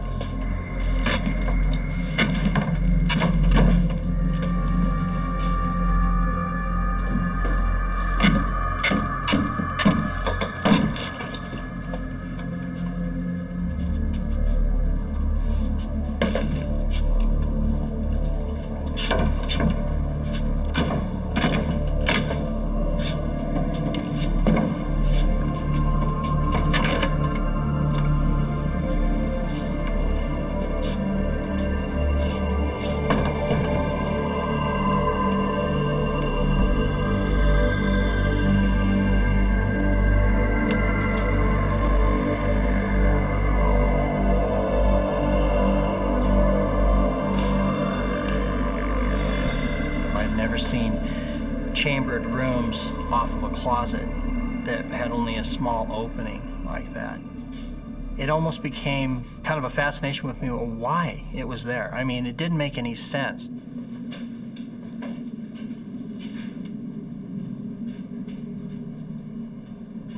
Matt! Hey. Didn't you hear me calling you? No, look at this place. This is great. We talked about leaving it. But then I thought, there's no access to it, so I had suggested to April that we open the closet up, make a huge walk-in closet. And I knew once I opened it up, it would be beautiful, and the light would flow in. That sounds I wanted a big closet, and he was just doing it for me. But I was still a little upset because I knew that that closet belonged to someone, a child, a certain play area. You know, it had some type of history to it.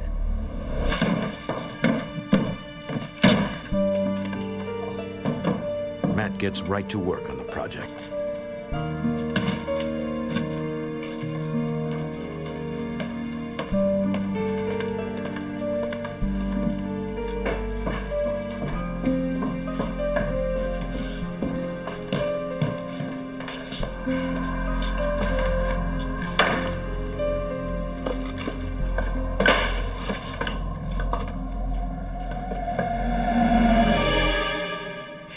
You scared me. Oh, I'm just looking for the circuit breaker. Gonna work on the wiring. Good. Look, I was doing some demo upstairs. I'm just gonna leave this stuff right here. Is that all right? Oh, yeah, sure. Yeah. Circuit boxes this way, my friend. Yeah.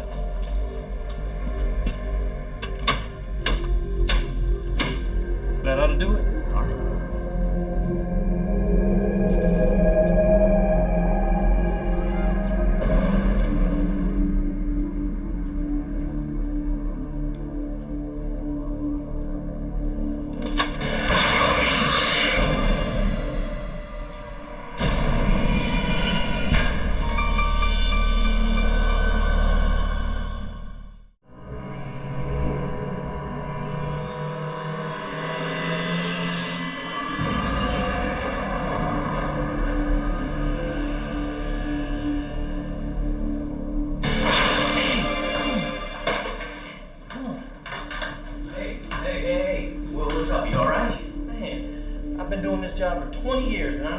So many times as in this one house. What are you talking about? There's something going on with your breakers. I go downstairs and I flip them off, and then I listen, click, click, click, and they come back on. I mean, I can get through it, I can get the electrical done, but I'm telling you, there's something going on in here. It just seemed like at every turn, every workman I had an issue in the house for some apparent reason. I'll see you tomorrow.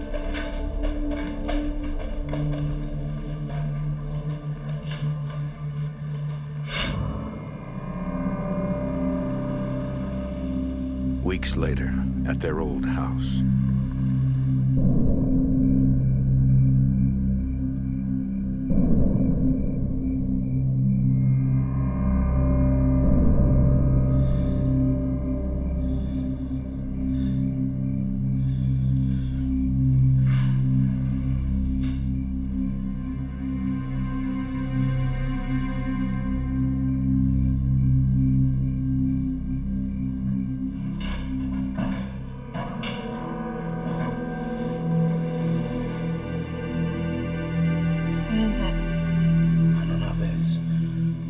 Just one of the boys. I'll take care of it, all right?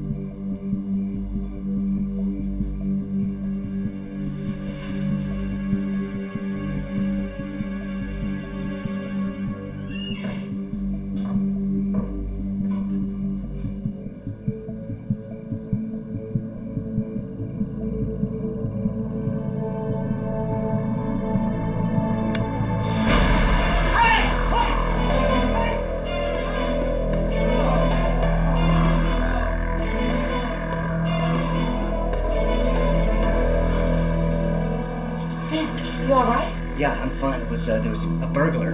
He got away. Honey. Oh God, the boys. The boys. Good check on them.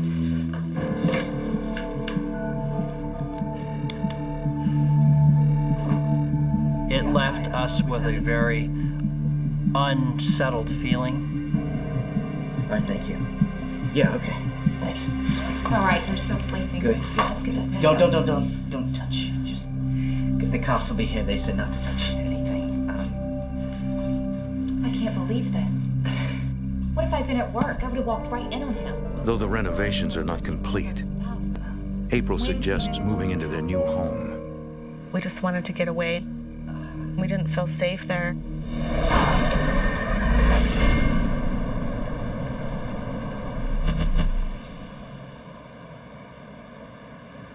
In the summer of 2003, Matt and April rent out their small home and move into the old Victorian across town. Although there's still a lot of work to be done, Matt has finished the upstairs rooms as planned. Take it off. Take it off. All right.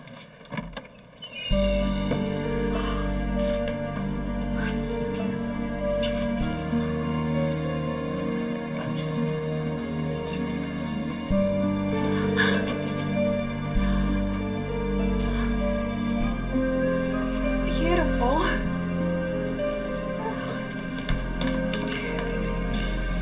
Thank you.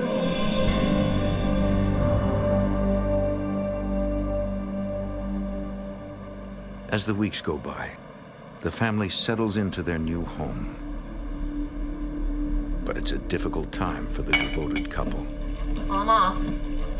April's working 50 to 60 hours a week, third shift, which was leaving us passing like ships. Why do they call it graveyard shift? Because Mom's real job is at the cemetery digging up the bodies. Christopher. It is not. You better watch it, mister. I'm gonna bury you. Love it.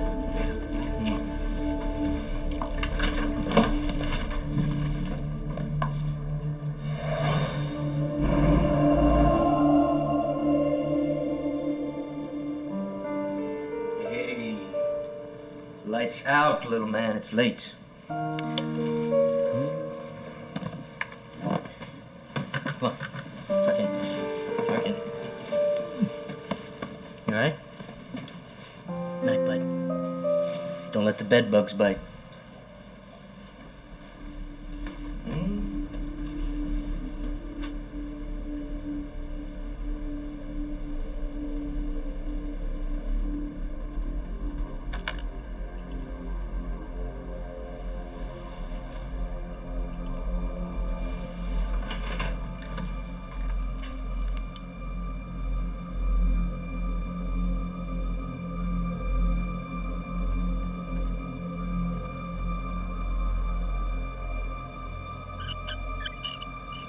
Chris, is that you?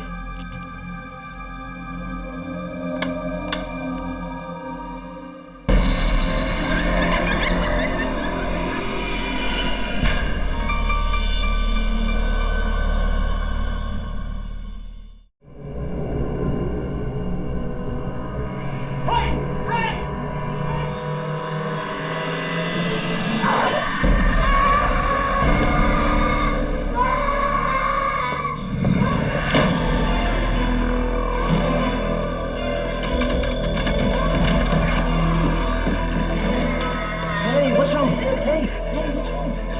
What's wrong? There's monsters in my closet. It's okay, buddy. It's okay.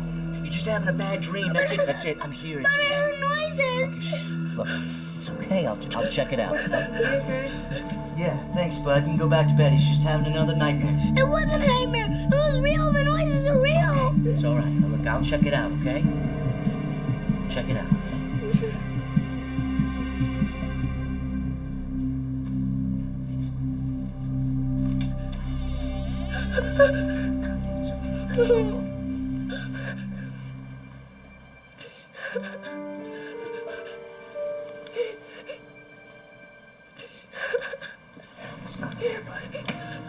I don't care what you say. I don't want to sleep in here anymore. All right, I'll tell you what. Look, you can come with me. We'll sleep in the big bed, all right? Matt begins to worry about Brian's frequent nightmares. It was a constant state of bad dreams, and it wasn't just at one time a night. It was several episodes every night. Big boy bed, okay? It's all right. Sleep in here, right? You all right?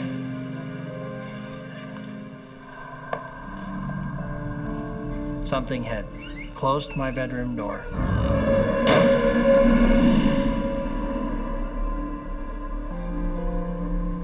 I had no explanation for what had happened.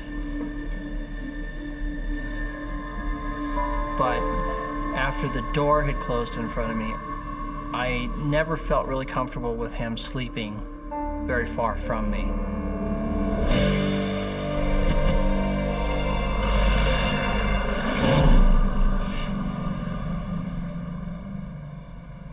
Over the next few weeks, Matt has many restless nights. We were just getting moved into the house, and I'm very frustrated because I still have heavy construction going on.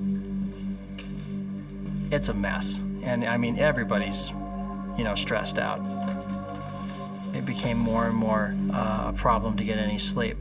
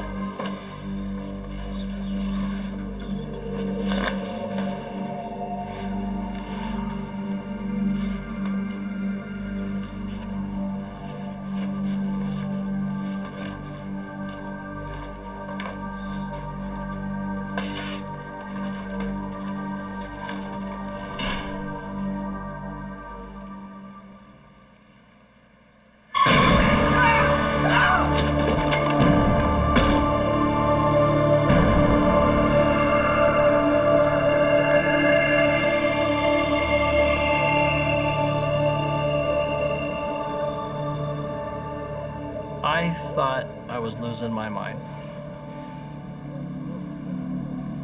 These were not normal events. There was a lot of things that weren't adding up in the house.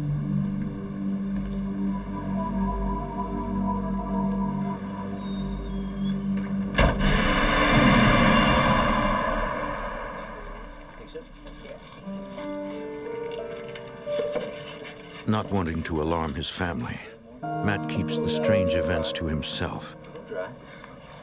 He and April make time for family fun whenever possible.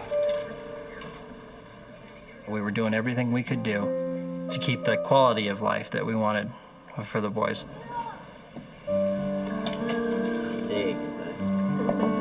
Should we put them on the house or should we put them out in the yard on the trees? Tree. I think so.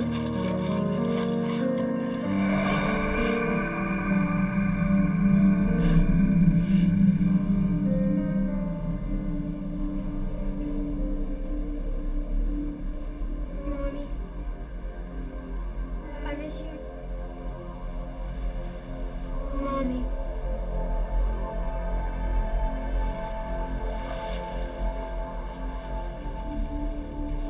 I miss you, Mommy. Brian?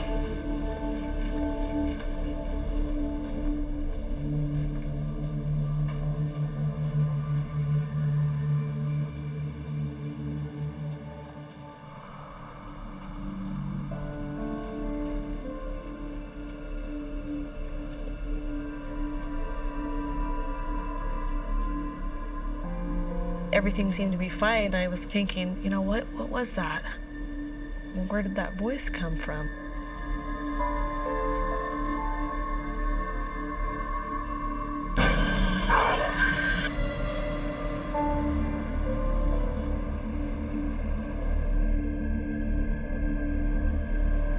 Several nights later, April tries to relax after working another graveyard shift.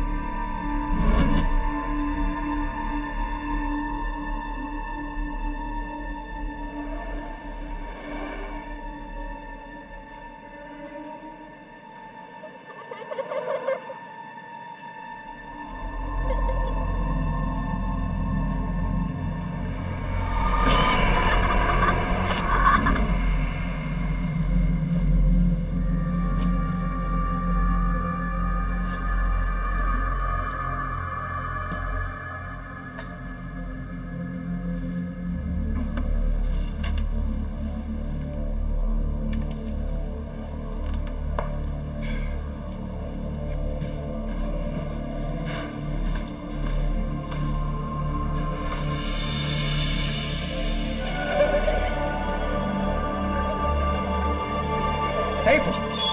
Her hair was being braided. The minute I said April, the hair dropped. Hey, April. Are you okay? Are you okay? Are you all right? Are you sure you're all right?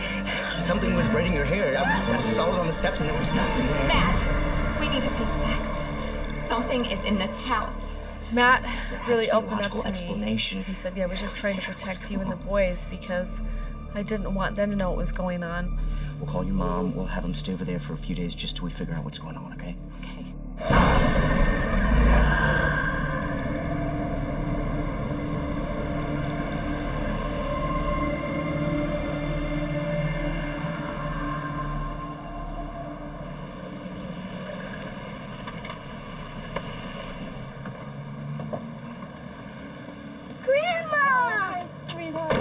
April's mom agrees to take care of the kids for a couple of days. Oh, hi, Grandma. How you doing? Yep, stay right there. Yeah. I really appreciate you taking the boys like this, Mom. Oh, it's no problem. But are you two okay? It's always stressful moving into a new house. Do you guys want to come in and relax for a while? Can't. It's just we have a lot of work still. We have a lot of work we still have to do. But thanks, Mom. Okay. With the kids safe, Matt and April are determined to face whatever is haunting their home. I dumped my life savings into that house and our time and energy, and I didn't want to just give it up.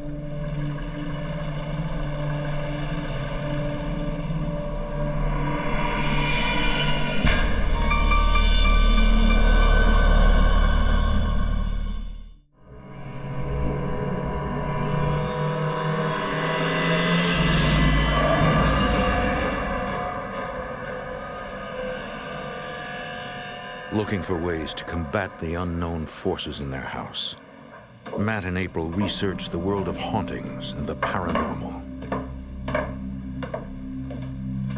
Hey, it says here that if you command them to leave and go to the light, that they will. You just have to burn the sage, which evidently neutralizes their spirit or something. Are you sure you want to do this by yourself? We're a very strong couple, and I've always believed that love can conquer anything, and I knew that we could solve this somehow. Look, just go to work. Don't worry about it, and I'll call you later, okay? I wasn't going to be driven out. It almost became a personal war between me and that house. I was going to fight it all the way. April had already gotten sage.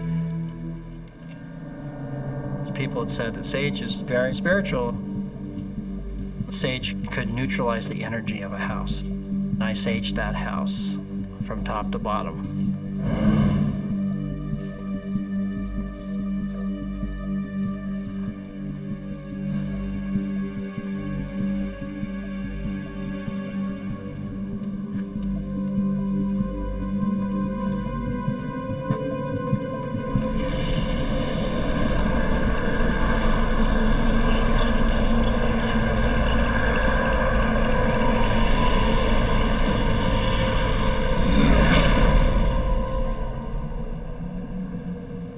I never physically saw it, but my immediate feeling was, I found you. This is where you hide. After that, the house seemed completely neutral for 3 days. Nothing seemed out of ordinary. Everything seemed completely as if it never happened.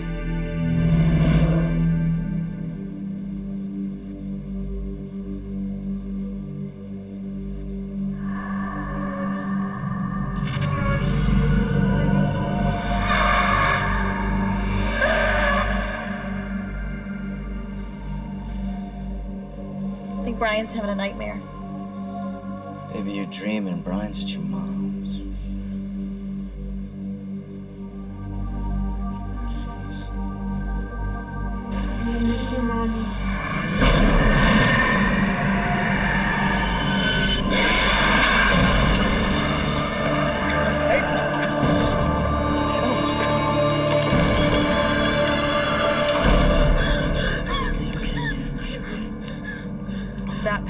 was so intense that we were afraid for our lives. I told her, that's it.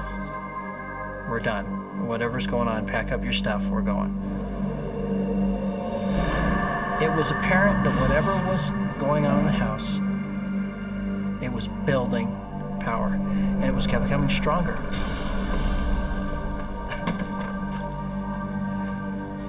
Matt and April check into a hotel until they can figure out their next move. April, hey, baby, honey. Sorry. What'd you say? I don't know what else to do. I just think we're running out of options here, babe. I was talking to a friend of mine about what was going on, and a woman had overheard us talking about the experiences that were going on.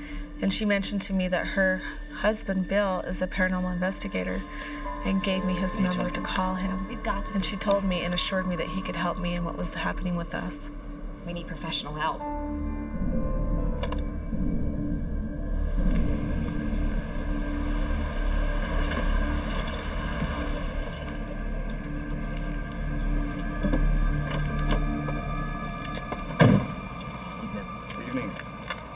They meet Bill Spencer at the house.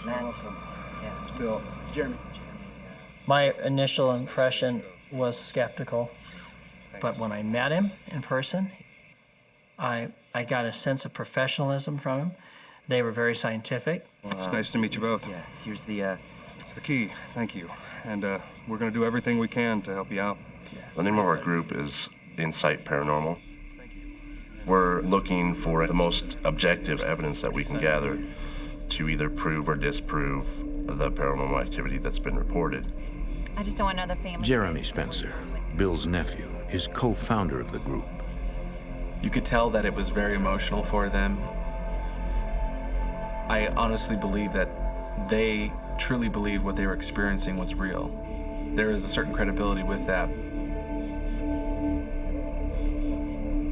Bill and Jeremy agree to spend the night alone at the house. I was really excited to know that someone could maybe get some proof that we weren't crazy after all. Testing. The team sets up recording devices throughout the house in the hopes of catching the sounds of ghosts undetectable to the human ear. Can you hear us? What paranormal experts call EVP. Can you hear us? EVP stands for Electronic Voice Phenomenon. Basically, it is the collection of disembodied voices caught on tape. Is anyone here? We'll ask questions with the hope that we will get an answer on playback. Have Matt or April done something wrong? Have we offended you? What are you trying to say?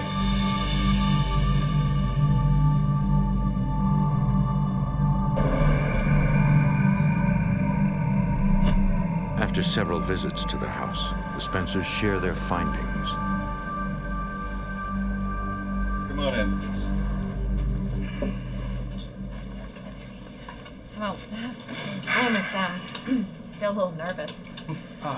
Don't be. This is the second half of the process. First, we did the recordings on site. Then we bring them back here and we process them. So, do you have EVP? Unquestionably. We received well over 100 EVPs, which is an extraordinary amount for any one location. It's the most we've ever gotten anywhere. In fact, we've never encountered anything like this before. Testing. Is anyone here? Can you hear us?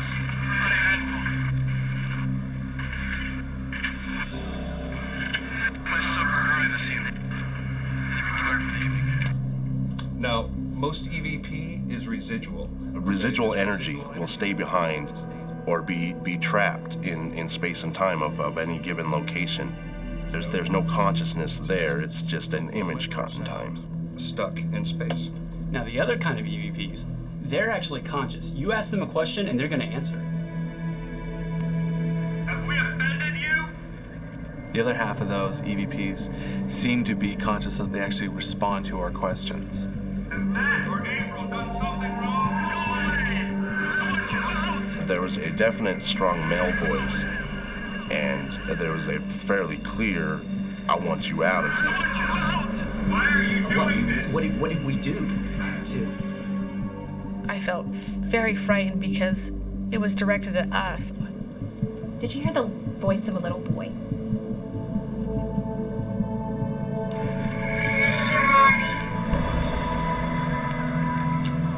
I was like, that's the voice that I was hearing at night. It's true. That child really does exist. The idea that a child might be trapped there or stuck there, you know, it was kind of gut-wrenching. I think a child could be the key to this whole thing. Now, the question is, which one? You don't have the ghost of a child in your house. You have the spirits of a dozen children, maybe more.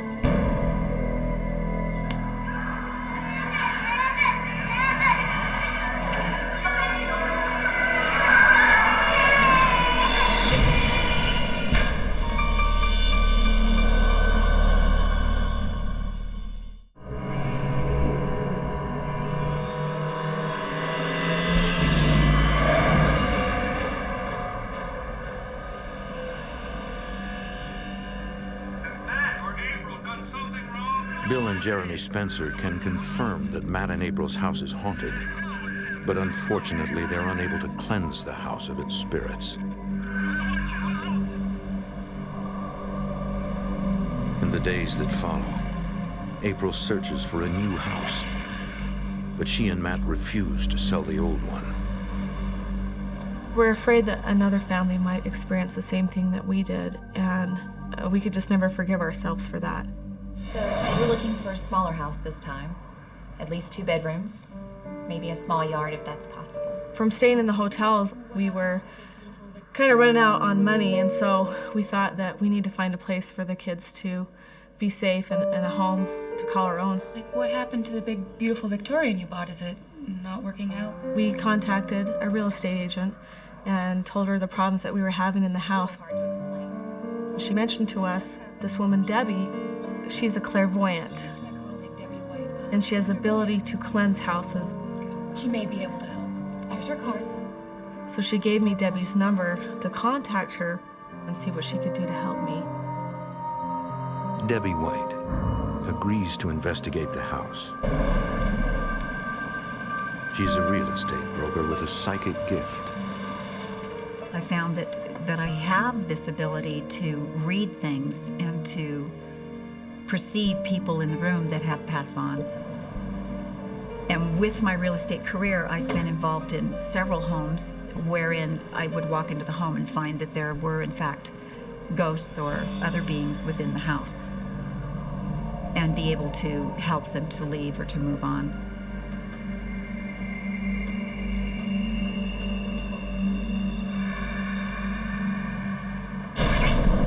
I had a sense that there was something going on in here.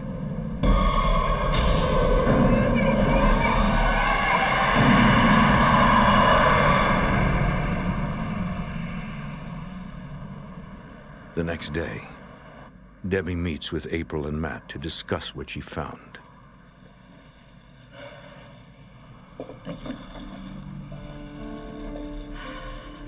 I believe the force in your house is the spirit of a man who once lived there.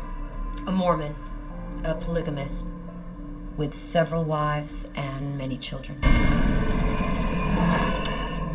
But the Mormon church outlawed polygamy years ago. Well, they lived there almost a century ago. Now tell me, did you change that upstairs bedroom? Yeah, I did some renovations on the closet.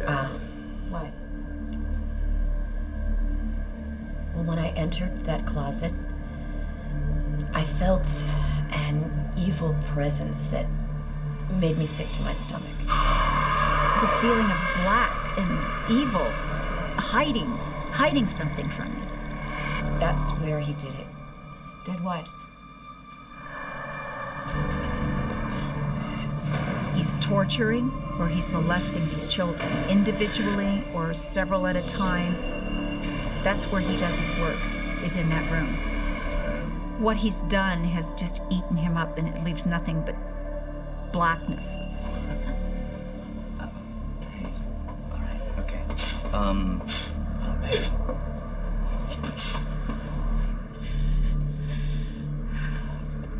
don't think he's ever left the house. I think he's been there generation after generation. But his secret has always been left alone. When Matt altered that, he let great light into the house, and he also took away his hiding place.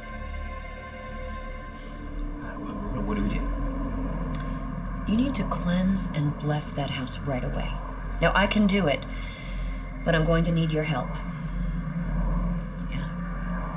We knew there was no way we would risk anyone's happiness, well-being, or health in the future in that house, anyone's, until we helped everything in that house move on.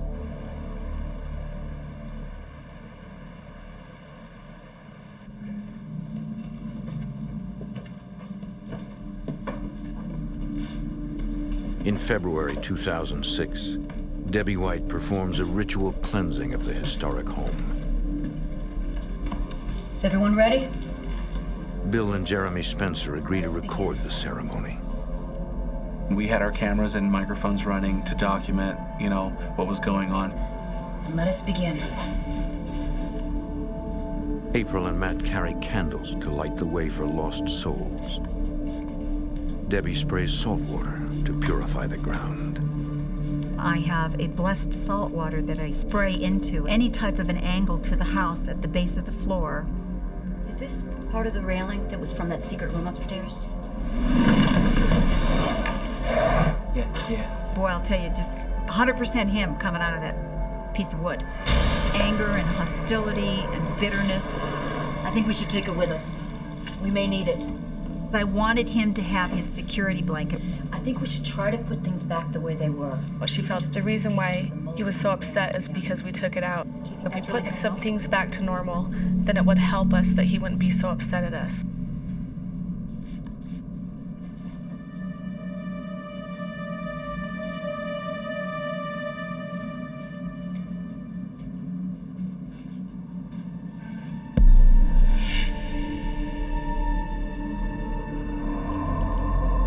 Can you feel them?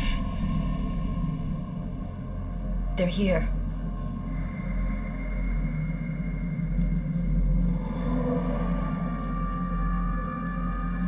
It's all right.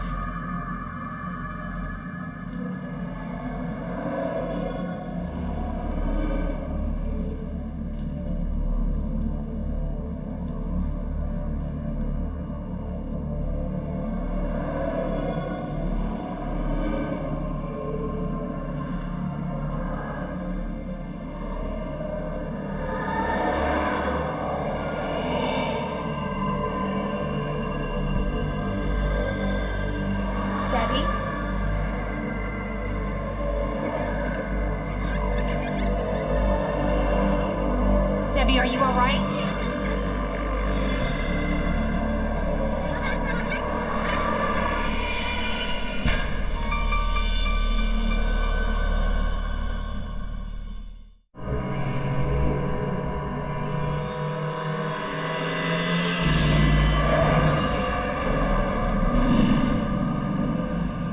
Debbie?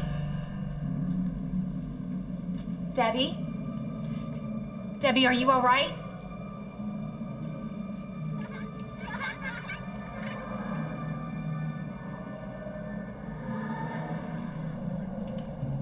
All is as it should be.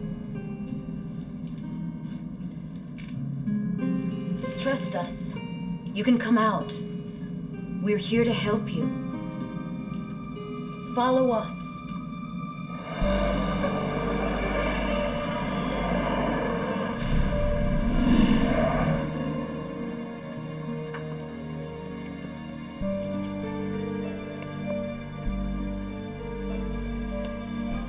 With every room in the house blessed, we have him cornered here.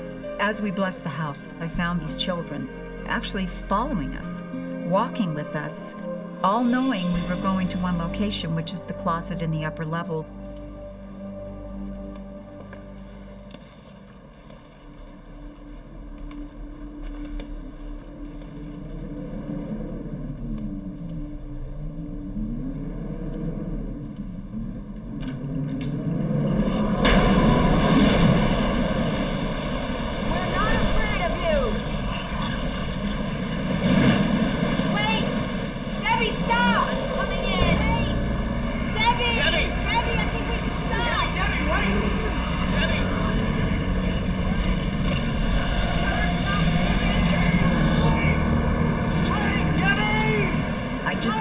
I couldn't quit now. We were so close.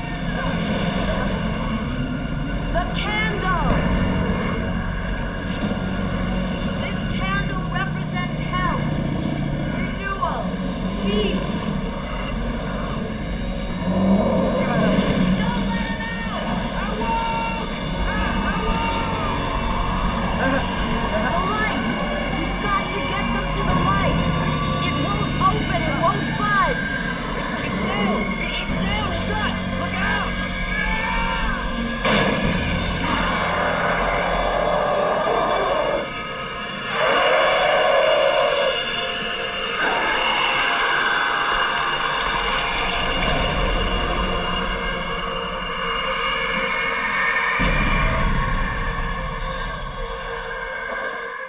With the captive spirits released, the evil entity is finally gone.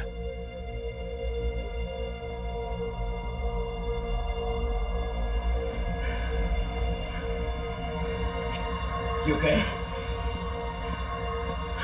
Oh, baby. Matt. We're safe. We're okay. I'm so scared.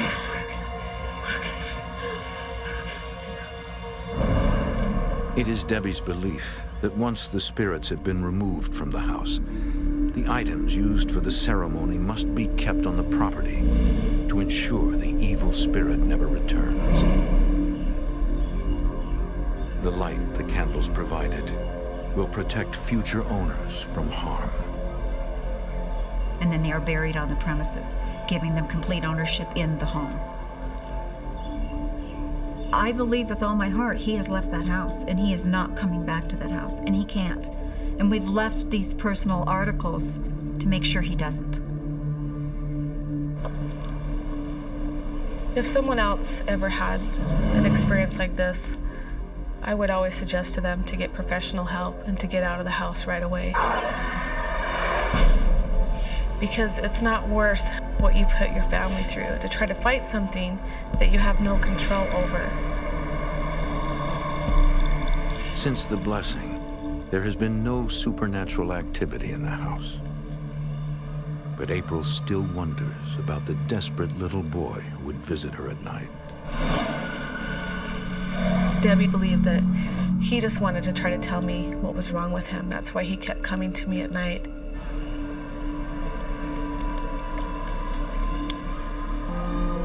Matt plans to continue the renovations until the house is ready to be put back on the market. We will continue to monitor the house until it has subsided and it is safe for some family to live in. We've bought another home. We've moved on. We've found peace in our family and rebuilding our life.